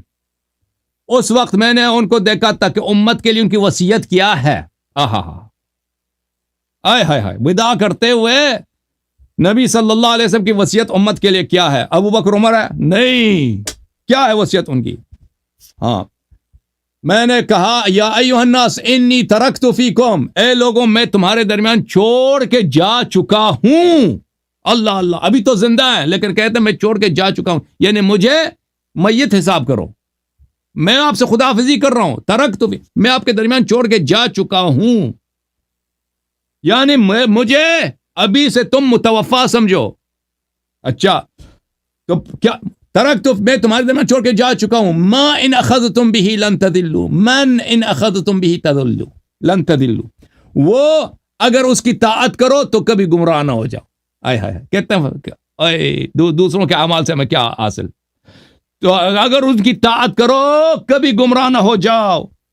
کتاب اللہ و عترت اہل بیت, کتاب اللہ اور میرے عترت طاہرہ میرے اہل بیت اطہار علیہم السلام. اگلی حدیث دیکھیں, اگلی حدیث زید بن ارقم سے, قال رسول اللہ صلی اللہ علیہ وآلہ وسلم انی تارک فیکم, میں تمہارے درمیان اپنا وسیع چھوڑ کے جا رہا ہوں, اپنا جانشین چھوڑ کے جا رہا ہوں. ما ان تمسکتم به لن تضلوا بعدی, جب تک ان سے تمسک رکھو, ان کے اتباع کرو, ان کی بات مانو تو کبھی گمراہ نہ ہو جاؤ. احدہما اعظم من الاخر, ایک دوسرے سے بڑا ہے. کہ ایک ہے کتاب اللہ حبل ممدود من السماء الى الارض, ایک قرآن ہے, کتاب اللہ ہے, ایک رسی ہے جو آسمان سے زمین تک لٹکی ہوئی ہے. دوسرا کیا, وعترت اہل بیت, میری عترت میرے اہل بیت. ولن يتفرقا حتى يرد علی الحوض, اور میری اہل بیت قرآن سے کبھی الگ نہیں ہوں گے جب تک یہ حوض کوثر پہ مجھ پہ وارد نہ ہو جاؤ. فانظروا کیف تخلفون فیہما, پس اچھی طرح سے سوچ لو میرے بعد ان کے ساتھ تم کیسے تابع رہو گے, کیسے وفادار رہو گے, کیسے اطاعت گزار رہو گے. تو میرے محترم ناظرین, آپ ان کا سوال نہایت ہی جاہلانہ سوال, کہ ہم اس بات پہ بحث کر رہے ہیں کہ بھائی نبی صلی اللہ علیہ وسلم کے وارثین کو پہچانو, جن کی طاعت تم پہ واجب ہے ان کو پہچان لو. جس کا اللہ نے ہمیں طاعت ان کا ہم پہ فرض کیا ہے کہ اگر ان کی طاعت کرو گے تو نجات پاؤ گے. یہ کہتے ہیں فائدہ ہی کیا اس کے جاننے کا, اس کا جاننے کا یہی فائدہ ہے کہ پہچانو گے, اقرار کرو گے تو اتباع کرو گے. اور جن لوگوں نے ان کا مکان غصب کیا ہے, پیغمبر نے یہ تو نہیں فرمایا کہ ابوبکر عمر کی اتباع کرو. ابوبکر عمر کو حکم دیا کہ میری اہل بیت علیہ السلام کی طاعت کرو, ٹھیک ہے نا. تو اس دونوں میں بڑا فرق ہے. جعلی مال کو پہچانو, اصلی مال کو پہچانو. اصلی ٹیچر کون ہے, جعلی ٹیچر کون ہے. اصلی ٹیچر سے سیکھو گے تو کامیاب ہو جاؤ گے, جعلی ٹیچر سے سیکھو گے تو ناکام ہو جاؤ گے. تو جعلی جو ٹیچر ہیں, جعلی جو جعلی گائیڈ ہے, وہ آپ کو نجات نہیں دیں گے. قیامت کے دن آپ کو جنت نہیں لے کے جائیں گے. اصلی جو گائیڈ ہیں اللہ کی طرف سے ٹیچر ہیں, وہ آپ کو جنت کی طرف گائیڈ کریں گے. اس کا فائدہ یہ ہے میرے بھائی. آپ جواب جو ٹائمر نہیں لگا رہے اپنی باری میں, آپ اور ابھی سوال کرو. آپ کا سوال کیا ہے چانڈی ہو صاحب؟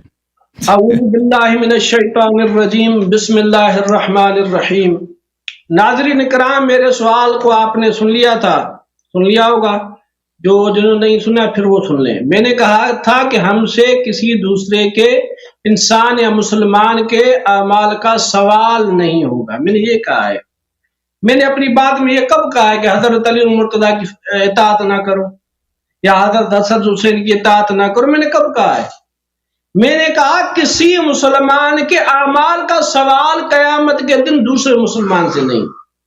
تو اس بات کی جانچ کرنا, کوشش کرنا کہ فلاں نے کیا کیا, فلاں نے کیا کیا, اس کا کیا فائدہ ہے؟ حتیٰ کہ تو گناہ ہے قرآن پاک میں, ولا تجسسوا, یہ جاسوسی نہ کرو. جاسوسی کر رہے ہیں یار صاحب, بیچ میں بات نہ کرے. حضرت ابو بکر, حضرت عمر فاروق کی بات نہیں میں کر رہا, میں مطلق بات کر رہا ہوں. جس بحث میں آپ پڑھے ہیں, جس بحث پر آپ کی بنیاد ہے, دوسرے مسلمانوں کی برائی پر تمہاری بنیاد ہے, یہ برائی کرنا, تنقید کرنا, کوشش کرنا, بیان کرنا, کیا قیامت کے دن تم سے سوال ہوگا؟ لیاری صاحب, قیامت کے دن آپ سے سوال ہوگا کہ بتاؤ کہ حفیظ اللہ کے کیا اعمال تھے؟ میں آپ کے سامنے زندہ مسلمان بیٹھا ہوں, کیا میرے اعمال کا تم سے سوال ہوگا؟ میرا سوال یہ تھا, مگر جواب نے آپ نے جو بات کہی میں اس کے آپ کو جواب دوں. ایک آپ نے کہا ترکت فیکم مستقلین, ہم آپ میں دو چیزیں چھوڑ کے جا رہے ہیں, ان کی اطاعت کرو گمراہ نہیں ہوگے. ٹھیک ہے, ہم نے کب کہا ہے کہ حضرت علی مرتضیٰ کی اطاعت نہیں کرتے؟ ایک اہل سنت کا کوئی حوالہ سنا دو.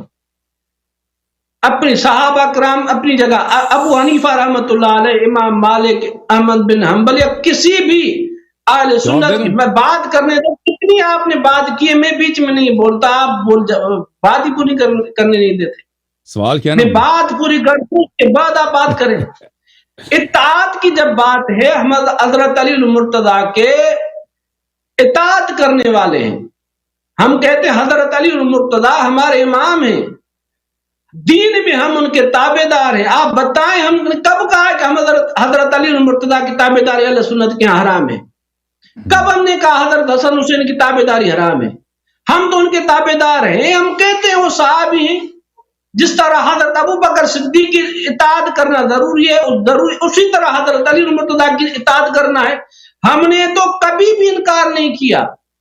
باقی آپ نے جو کہا کہ حدیث سے جو تم ثابت کرنا چاہتے ہو کہ امام کی اطاعت فرض ہے، یہ تو امام نے کہا کہ ہماری کوئی اطاعت فرض نہیں ہے. اصول کافی میں امام جعفر صادق نے کہا کہ ہماری اطاعت فرض نہیں ہے، کوئی ہم میں ایسا نہیں جس کی اطاعت فرض ہو.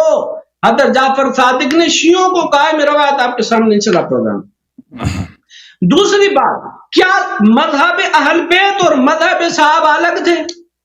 کیا رسول اللہ صلی اللہ علیہ وسلم نے صحابہ کو دوسرا دین سکھایا تھا، اہل بیت کو دوسرا دین سکھایا تھا؟ کیا ہو گیا؟ میں نے پہلے بھی آپ سے پوچھا تھا، کیا رسول اللہ صلی اللہ علیہ وسلم کے دور میں کیا حضرت علی شیعہ تھے، ابو بکر صدیق سنی تھے؟ کیا ان کا کلمہ الگ تھا، نماز الگ تھی، یا ان کا آذان الگ تھا؟ ان کا دین ایک ہی تھا، دین میں کوئی فرق نہیں تھا. تو میں پہلے بھی کہہ چکا ہوں. اور دوسری بات یہ ہے، علماء کرام نے کہا کہ اس کے دو معنی ہیں.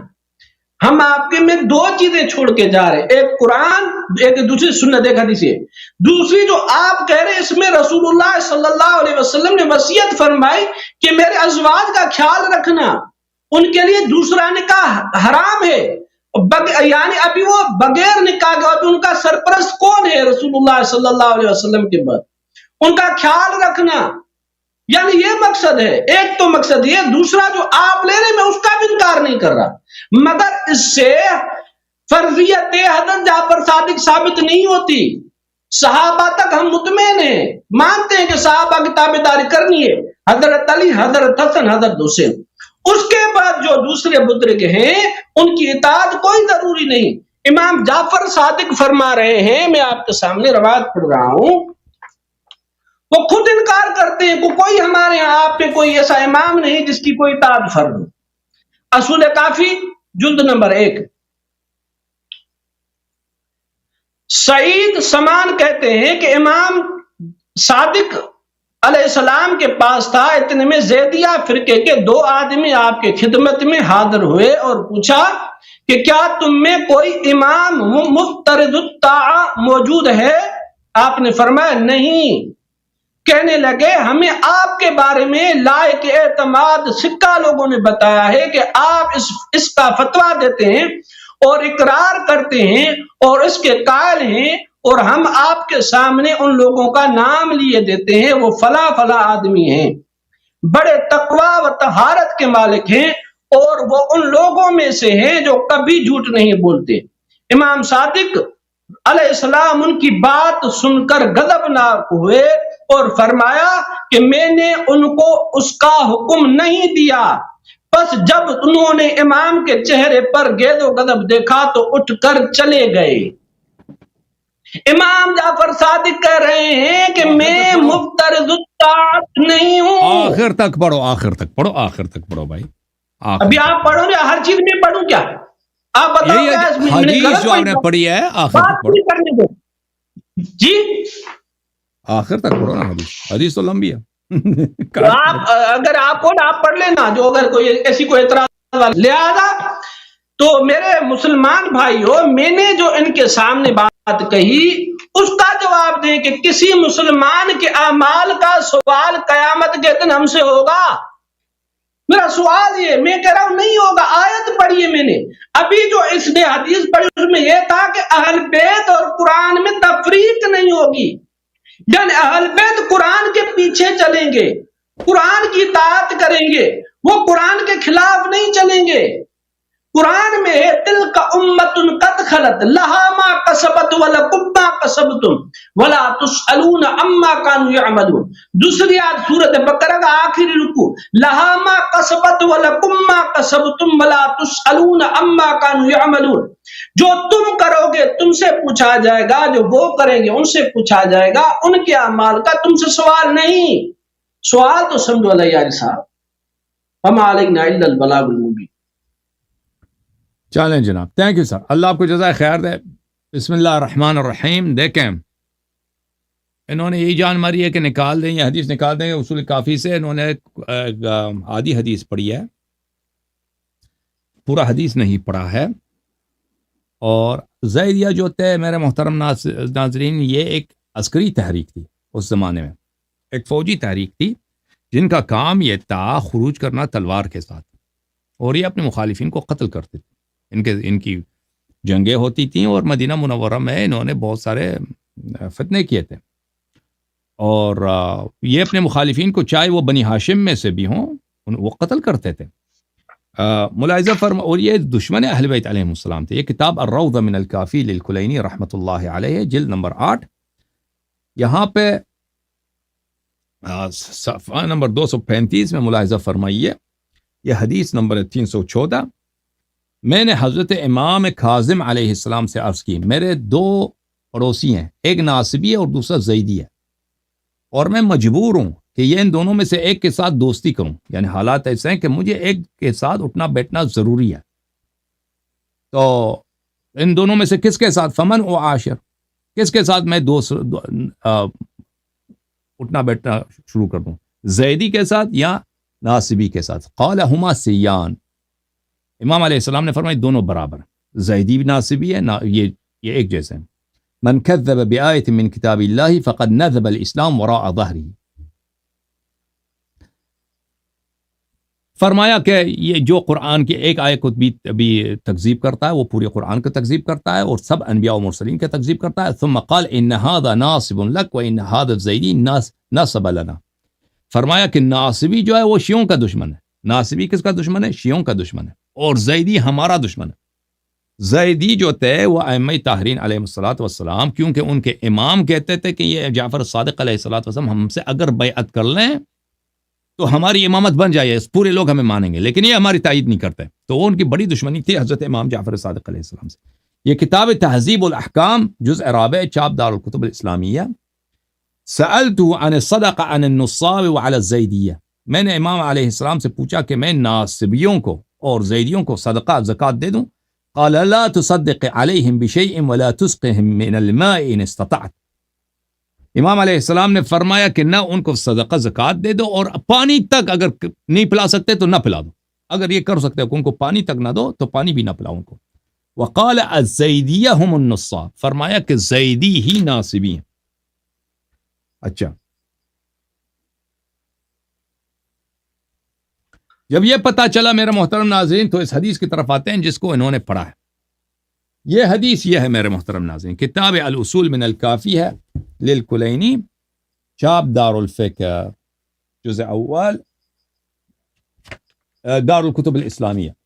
یہ صفحہ نمبر 232 ہے. انہوں نے اس حدیث کو پڑھنے کی، پوری حدیث نہیں پڑھی، دیکھیں یہ حدیث یہاں سے شروع ہوتی ہے، میں زوم آؤٹ کر دوں، یہاں سے شروع ہوتی ہے، اگلے صفحے جاتی ہے، یہاں تک آ جاتی ہے. یہ یہاں پہ اس کا خاتمہ ہے، یہاں پہ بھی خاتمہ نہیں ہے، یہاں پہ خاتمہ ہے، یہاں پہ خاتمہ ہے. یہ بہت لمبی حدیث ہے. انہوں نے اس میں سے صرف ایک فقرہ پڑھا ہے، اور وہ یہ ہے کہ حضرت سعید السمان کہتا ہے کہ میں امام ابو عبداللہ امام جعفر صادق علیہ السلام کے پاس تھا، اذ دخل علیہ رجلان من الزیدیہ، دو شخص زیدی وہاں سے آگئے. وقال افیکم امام مفترض الطاعہ، آپ میں سے کوئی ایسا شخص ہے جو امام مفترض الطاعہ ہو. دیکھو میرے محترم ناظرین، ایک فن ہے شریعت میں، اس کو کہتے ہیں توریہ.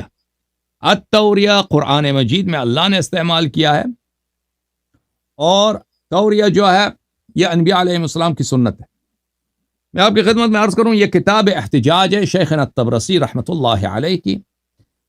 یہاں پر ایک حدیث ہے کہ ایک شخص، ایک شیعہ آیا حضرت امام رضا علیہ السلام کے پاس. وہ کہتا ہے کہ میں تو بڑا ہی پریشان ہوں. آج کیوں پریشان ہوں؟ میں نے کہا میں نے اپنے ایک شیعہ کو دیکھا کہ وہ شیعہ آج بغداد میں اس کو لوگوں نے بڑے چوک پہ بٹھایا تھا، اس کی بڑے اعزاز کر رہے تھے اور کہہ رہے تھے کہ یہ رافضی تھا، یہ جو اب عمری بن گیا، تو اس لیے میں بڑا پریشان ہوں۔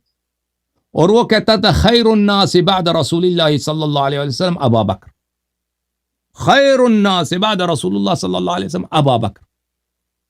اور جب یہ کہتا تھا فَإِذَا قَالَ ذَلِكَ ضَجُّوا وَقَالُوا قَتَّابٌ وَفَضَّلَ أَبَا بَكْرٍ عَلَى عَلِيِّ بْنِ أَبِي طالب علیہ السلام، جب یہ کہتا خیر الناس بعد رسول اللہ صلی اللہ علیہ وسلم ابا بکر، تو لوگ نعرے بازی شروع کرتے تھے، وہ گانا گاتے تھے، وہ ناچنے لگتے تھے، کہتے اے رافضی شیعہ ہو گیا، ماشاءاللہ رافضی شیعہ ہو گیا۔ اس نے کہا کہ ابو بکر جو ہے وہ علی علیہ السلام سے افضل ہے۔ فقال الرضا علیہ السلام، امام رضا علیہ السلام نے کہا کہ تم بعد میں میرے پاس آ جانا کہ جب کوئی شخص یہاں پہ نہ ہو تو میں تجھے بتا دیتا ہوں۔ بعد میں گیا تو کہا بھلے میں نے تجھے یہ بات اس لیے وہاں لوگوں کے سامنے اس کی بات کی تفسیر نہیں کی تاکہ وہ ہمارا جو شیعہ مومن ہے وہ کسی مشکل میں نہ پڑ جائے۔ اچھا، کیونکہ وہ مشکل میں پڑ جائے گا۔ لم يقل خیر الناس بعد رسول اللہ صلی اللہ علیہ وسلم ابو بکر۔ دیکھیں عربی زبان میں نصب ہوتا ہے، رفع ہوتا ہے، ان دونوں میں بڑا فرق ہے۔ اگر وہ کہتا خیر الناس بعد رسول اللہ صلی اللہ علیہ ابو بکر، تو یہ بن جاتا کہ بہترین شخص ابو بکر ہے پیغمبر کے بعد صلی اللہ علیہ وسلم۔ لیکن اس نے ابو بکر تو نہیں بولا، اس نے کیا بولا؟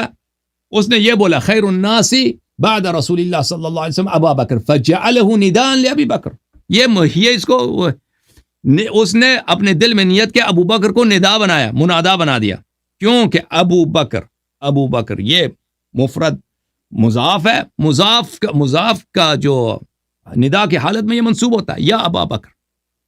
اس کے کلام کا مقصد یہ ہے کہ اے ابو بکر خیر الناس بعد رسول اللہ صلی اللہ علیہ وسلم کون ہے؟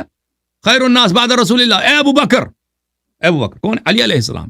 اس کی نیت یہ ہے فَإِنَّ اللَّهَ جَعَلَ هَذِهِ التَّوْرِيَةَ مِمَّا رَحِمَ بِهِ شِيَعَتَنَا وَمُحِبِّينَ۔ اللہ تعالیٰ نے توریہ کو ہمارے لیے اور شیعوں کے لیے ایک راہ نجات بنا دیا۔ اچھا، میں آپ کی خدمت میں عرض کروں، آپ کی خدمت میں 7 منٹ ہونے والے ہیں۔ اور کوئی بات نہیں، آپ نے سوال کیا، سن لو بھائی، میں تفصیل سے جواب دوں گا تاکہ بالکل یہ آپ کے لیے ہمیشہ کے لیے حل ہو جائے، ٹھیک ہے نا؟ اچھا،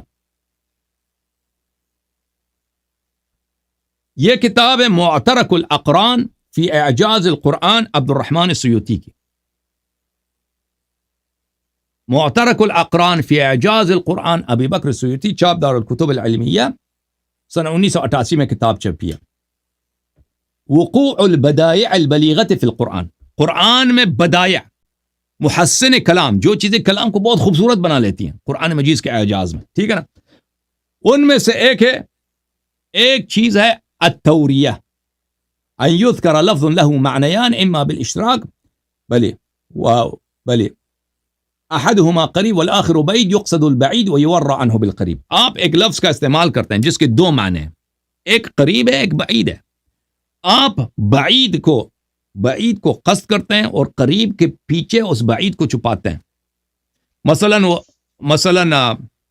حضرت ابراہیم علیہ السلام سے جب پوچھا کہ نا آپ کیوں نہیں آ رہے، جب شہر میں تہوار جا رہا ہے، وہ ادھر عید ہے، ادھر سب لوگ آ رہے ہیں، آپ ہمارے ساتھ کیوں نہیں؟ اس نے کہا انی سقیم، میں بیمار ہوں، میں پردرد ہوں۔ وہ بیمار نہیں تھا، اس نے توریہ کیا تھا، میں بیمار ہوں یعنی میرے دل میں درد ہے۔ کس کا درد ہے؟ امام حسین علیہ السلام کا درد ہے۔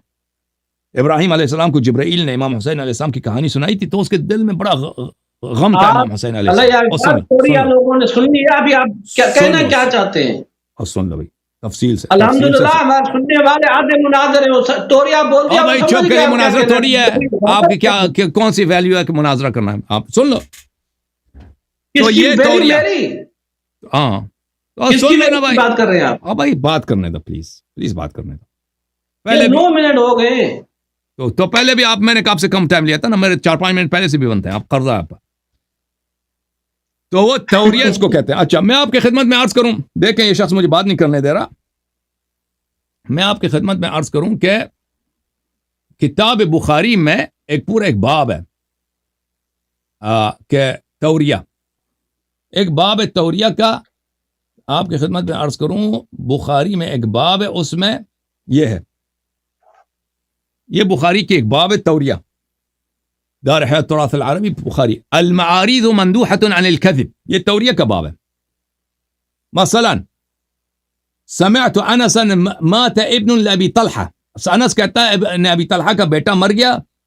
اس نے اپنے عورت سے پوچھا، بیوی سے پوچھا بچہ کیسا ہے؟ قال هدأ نفسه، اس کی جان اور اس کی جو سانس کو آرام مل گئی. اب جو شوہر ہے وہ بیچارہ شوہر جو ہے وہ اس کو کیا، وہ ارجو ان یکون قد استراح، اور میں امید کرتی ہوں کہ وہ آرام میں ہوگا. شوہر سمجھ گیا کہ یہ بھائی کیا سمجھا کہ میرا بیٹا ٹھیک ہو گیا، لیکن عورت اپنے شوہر کو کیا ہے پریشان نہیں کرنا چاہ رہی تھی. بیٹا اس کا مر گیا تھا. اس نے کہا کہ اس کے سانس میں آرامی آ گئی ہے، یعنی سانس رک گئی ہے، لیکن وہ سمجھ گیا کہ بھائی میرے بیٹے کی حالت بہتر ہو گئی. ٹھیک ہے نا. اور اس میں احادیث بھی نقل کرتا ہے کہ رسول اللہ صلی اللہ علیہ وسلم نے کیسا توریہ کیا ہے. اچھا تو یہ توریہ ہے. اچھا جب یہ پتہ چلا میرے محترم ناظرین توریہ کا، اب آتے ہیں اس روایت کی طرف، کتاب اصول کافی کی طرف. دیکھیں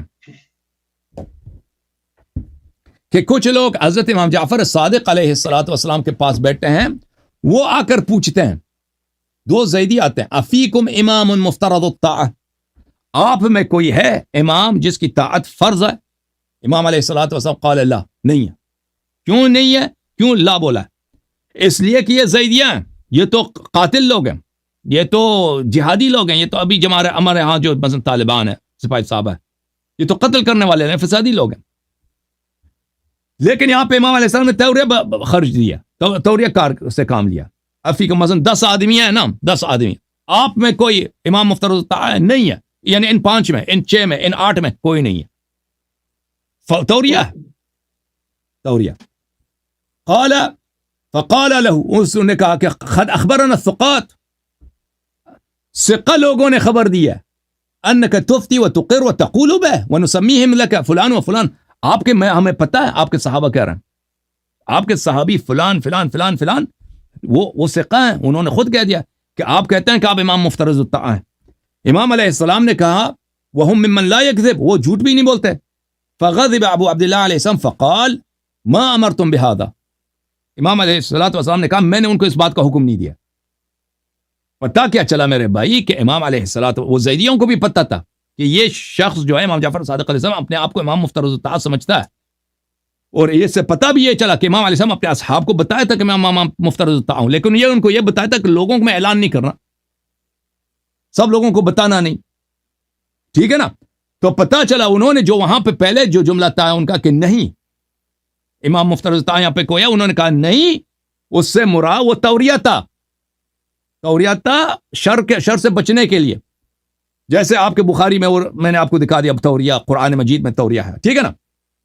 اچھا اس کے بعد یہ دو لوگ جب چلے گئے تو امام جعفر صادق علیہ السلام نے بہت سارے بتا دیے کہ میرے پاس، اسی حدیث میں میرے پاس اندی الواح موسیٰ و عصا، میرے پاس موسیٰ کی لاٹھی میرے پاس ہے، ابھی اسی روایت میں موجود ہے. میرے پاس موسیٰ جو لوح لے کے آیا تھا آسمان سے، وہ تورات، وہ اصلی میرے پاس موجود ہے. یہ امامت کا اعلان ہے یا نہیں ہے؟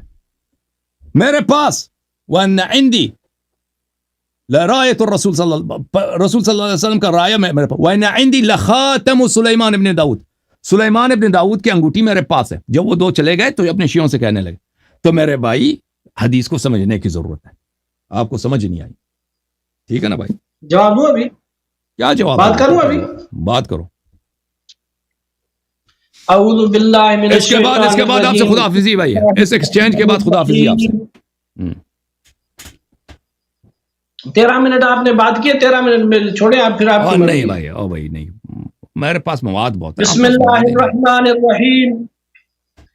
ناظرین اکرام، آپ نے دیکھا میں نے ان کے سامنے اصول کافی کی روایت پڑھی امام سے. ان کو انہوں نے ضعیف بھی نہیں کہا، سند پر بھی اعتراض نہیں کیا، مانا صحیح بھی کہا، امام سے منقول بھی مانا.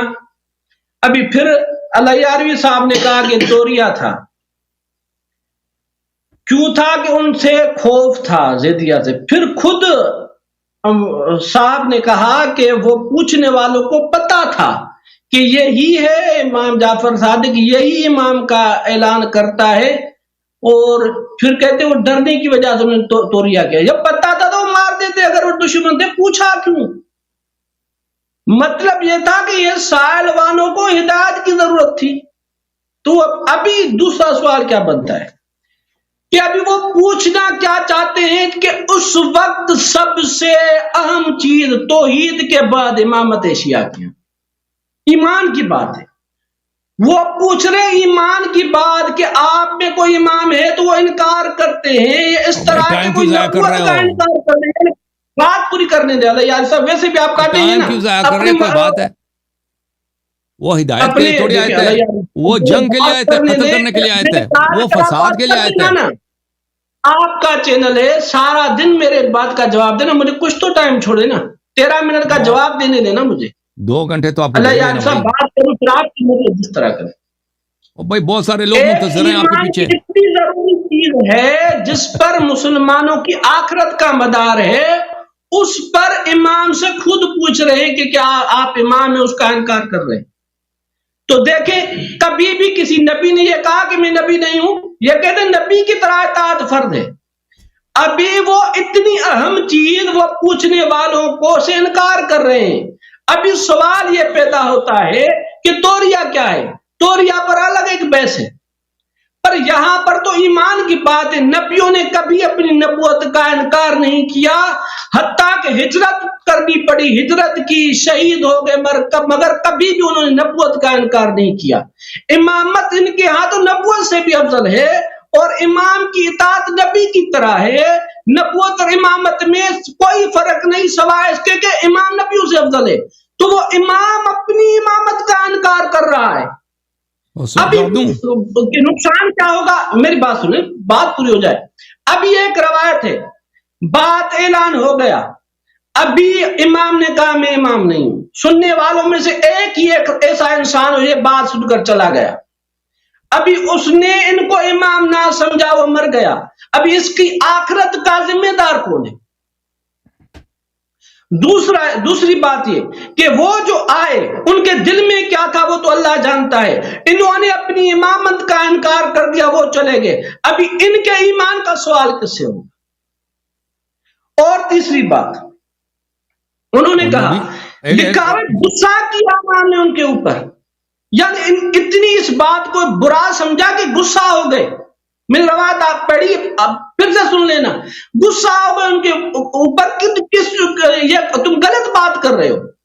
اس کے بعد حضرت نے کہا کہ جو عربی ہے وہ تو توریہ کی بات ادھر ہے ہی نہیں, توریہ الگ ہو گیا. اس کو تکیہ کہہ سکتے ہیں, توریہ تو نہیں کہہ سکتے. تکیہ ہمارے ہاں اس طرح ہے جیسے سور کا گوشت کھانا ہو, تو ہم تکیہ کو حلال نہیں کہہ سکتے, جس طرح سور کے گوشت کو حلال نہیں کہہ سکتے.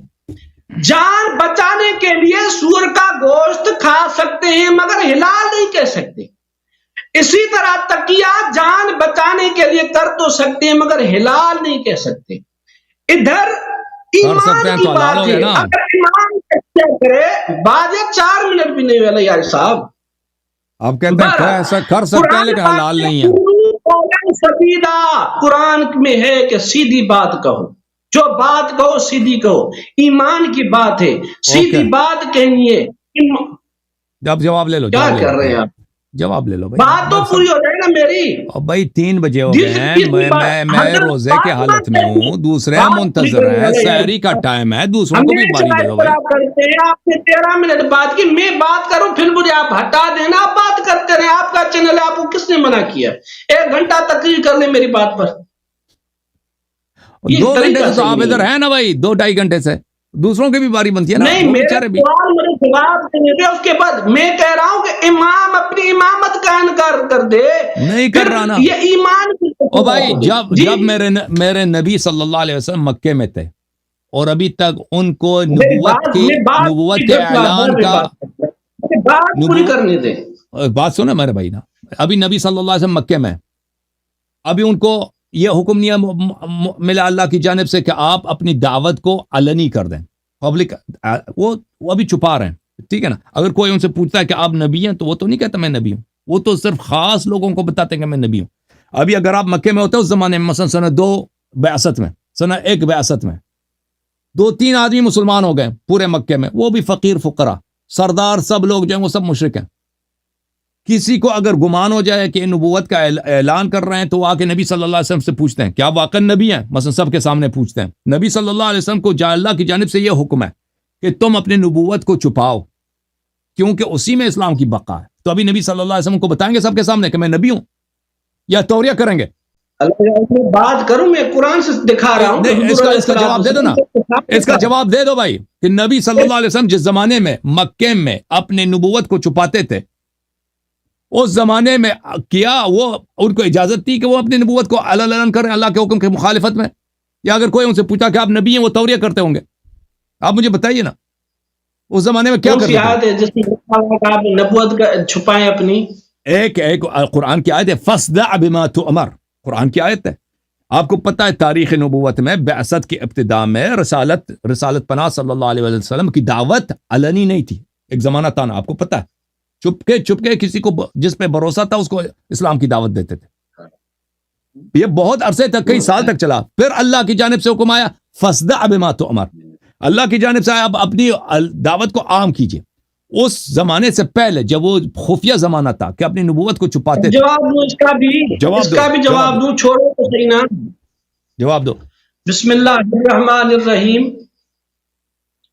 ناظرین کرام، میں نے روایت پڑھی، اس کا اس کے پاس کوئی جواب نہیں تھا. امام نے خود کہا ہے کہ میں مفترض الطاعت نہیں ہوں. میں نے اس پر علیاری صاحب کو کہا کہ ایسی بات جو توحید کے بعد سب سے افضل ہو اور جو بات مشہور بھی ہو، لوگوں کو پتا بھی ہو، اور پوچھ نہیں آیا کیا آپ نے امام کا دعویٰ کیا، آپ امام ہیں؟ اس نے کہا نہیں. تو یہ پوچھنے والے کو جواب دے رہے ہیں. کبھی اس طرح ہوا ہے کہ رسول اللہ صلی اللہ علیہ وسلم نے اعلان نبوت کیا ہو پھر نبوت کو چھپایا ہو؟ تو یعنی وہ کہہ رہے اس کو پتا بھی تھا پوچھنے والوں کو، پھر بھی پوچھا، پھر بھی انکار کر دیا. ابھی ہمیں کیسا پتا چلے؟ میں نے سنا، دوسرے لوگوں نے سنا کہ انہوں نے امامت کا انکار کر دیا ہے. اب یہ مر گیا، اس کی ایمان کا کون ذمہ دار ہے؟ تو دوسری میں روایت پڑھ رہا ہوں. نبی کا جواب دے دو. نبی صلی اللہ علیہ وسلم مکے میں ہم نے سوال کیا، اس کے جواب کیوں نہیں دے رہے؟ مکے میں جب وہ نبوت کو چھپا رہے تھے، میں نے آپ کو رسول اللہ صلی اللہ علیہ وسلم نے اعلان نبوت کیا، اس کے بعد چھپایا، کون سی آیت ہے؟ اعلان سے پہلے جب چھپاتے تھے، جب مخفی دعوت دیتے تھے. نبوت کسی نبی نے اعلان نبوت کے بعد اپنی نبوت کو چھپایا. ایک زمانہ تھا جو اعلان نہیں کرتے تھے. اعلان یعنی علن، سب کے سامنے پبلک. چلو جان چھوڑ گیا، اس سے کٹ گیا بھائی، چانڈیوں کٹ گیا، چانڈی کٹ گیا. چلے شکر ہے جی، یہ کٹ گیا بھائی. چانڈیو تو خود کٹ گیا، تجھے بدوا لگ گئی شیوں کی. چلیں او بھائی، عرض یہ ہے کہ امام علیہ الصلوۃ والسلام جیسے تم دیکھو، تم خود کیا اپنے بخاری میں تم نے روایت کیا، صحیح بخاری چاپ دار احیاء التراث العربی، ملاحظہ فرمائیے. ان ابی ہریرہ رسول اللہ صلی اللہ علیہ وسلم نے کہا، قال رسول اللہ صلی اللہ علیہ وسلم لم یکذب ابراہیم الا ثلاثا. ابراہیم علیہ الصلوۃ والسلام نے 3 دفعہ کے علاوہ زیادہ جھوٹ نہیں بولے. اس نے 3 دفعہ جھوٹ بولے. اس میں توریہ بھی تو نہیں، کذب ہے. اچھا، پھر اگلا والا جو حدیث ہے وہ یہ ہے کہ ایک بادشاہ تھا، اس نے کہا کہ ابراہیم کی بیوی بہت خوبصورت ہے، تو اپنی بیوی کو میرے لیے بھیج دے. ٹھیک ہے نا. تو ابراہیم علیہ السلام نے اس سے کہہ دیا، اس کے جھوٹوں میں سے ثلاث کذبات، کیونکہ اس نے 3 دفعہ جھوٹ بولے. اس نے کہا کہ یہ تو میری بہن ہے، میں اپنی بہن کو بھیج دیتا ہوں، اور اس نے اپنی بہن کو بھیج دیا بادشاہ کے لیے، اور معاف کیا، اپنی وائف کو بھیج دیا. اس نے بادشاہ نے کہا یہ اس کی بیوی ہے، بڑی خوبصورت ہے، بیوی کو ادھر بھیج دے. ابراہیم علیہ السلام نے کہا یہ تو میری بہن ہے، اور بہن کو بھیج دیا بادشاہ کے لیے. تم نے تو یہ روایت کی ہے بھائی، ٹھیک ہے نا. تم کہتے ہو تقیہ سور کا گوشت ہے، کیا تم نے نبی اللہ ابراہیم علیہ السلام کے لیے جھوٹا، تم نے اس کو اپنے کتاب میں کہا، توریہ کا نہیں بولا جھوٹ بولا اس نے. اور اس کے بعد کیا بولا؟ اس نے اپنی بیوی کو بادشاہ کے لیے بھیجا کہ بادشاہ اس کے حسن سے کچھ مزہ اٹھائے، کچھ وہ کر لے اس کے ساتھ. امام علیہ الصلوۃ والسلام کے پاس وہ 2 شخص ہدایت کے لیے نہیں آئے تھے، وہ آئے تھے وہاں پہ جھگڑا کرنے، فساد کرنے کے لیے. آپ میں سے کوئی امام ہے؟ امام علیہ السلام فرماتے ہیں نہیں، یعنی ان 5-6 میں کوئی امام نہیں ہے. 10 آدمی ہیں، ان 8 آدمی میں کوئی امام نہیں ہے. سچ بھی کہہ رہے ہیں، یہ توریہ ہے. وہ کہتے ہیں آپ کے صحابی فلان فلان وہ سچے لوگ ہیں. وہ تو کہتے ہیں آپ نے امامت کا ادعا کیا, آپ کہتے ہیں آپ مفترض ہوتا ہے. امام علیہ السلام فرماتے ہیں میں نے ان کو اس بات کا حکم نہیں دیا کہ وہ اس بات کو لوگوں میں علن بیان کریں. تو اس سے کیا ثابت ہوا؟ ثابت ہوا کہ امام علیہ السلام نے امام مفترض الطاعہ ہونے کا ان کا عقیدہ ہے, اپنے اصحاب کو بھی سکھا رہے تھے, ان زیدیوں کو بھی پتہ تھا کہ امام مفترض الطاعہ ہونے کا ادعا کر رہے ہیں, لیکن ابھی ہمارے سامنے یہ کچھ اور جواب دے رہے ہیں. ان زیدیوں کو بھی یہ پتہ تھا. ٹھیک ہے نا, یہ بہت واضح بات ہے. پھر انہوں نے کہا میرے پاس خاتم سلیمان ہے, میرے پاس سلیمان داؤد علیہ السلام کی لاٹھی ہے. وہ کیوں آپ نے اس کو نظر انداز کیا؟ یہ دیکھو بھائی, یہ ابھی تک کٹا ہوا ہے بھائی, یہ ابھی تک یہ جو ہے اس کی یہ ابھی تک یہ فریز ہے.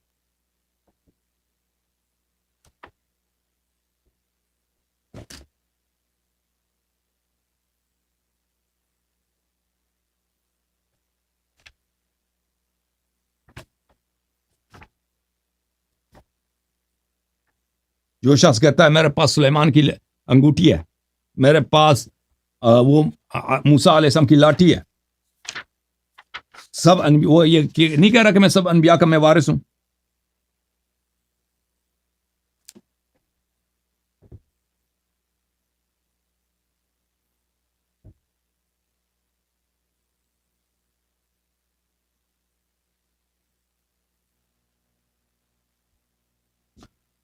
اچھا, ابھی تک یہ ڈسکنیکٹ ہے بھائی.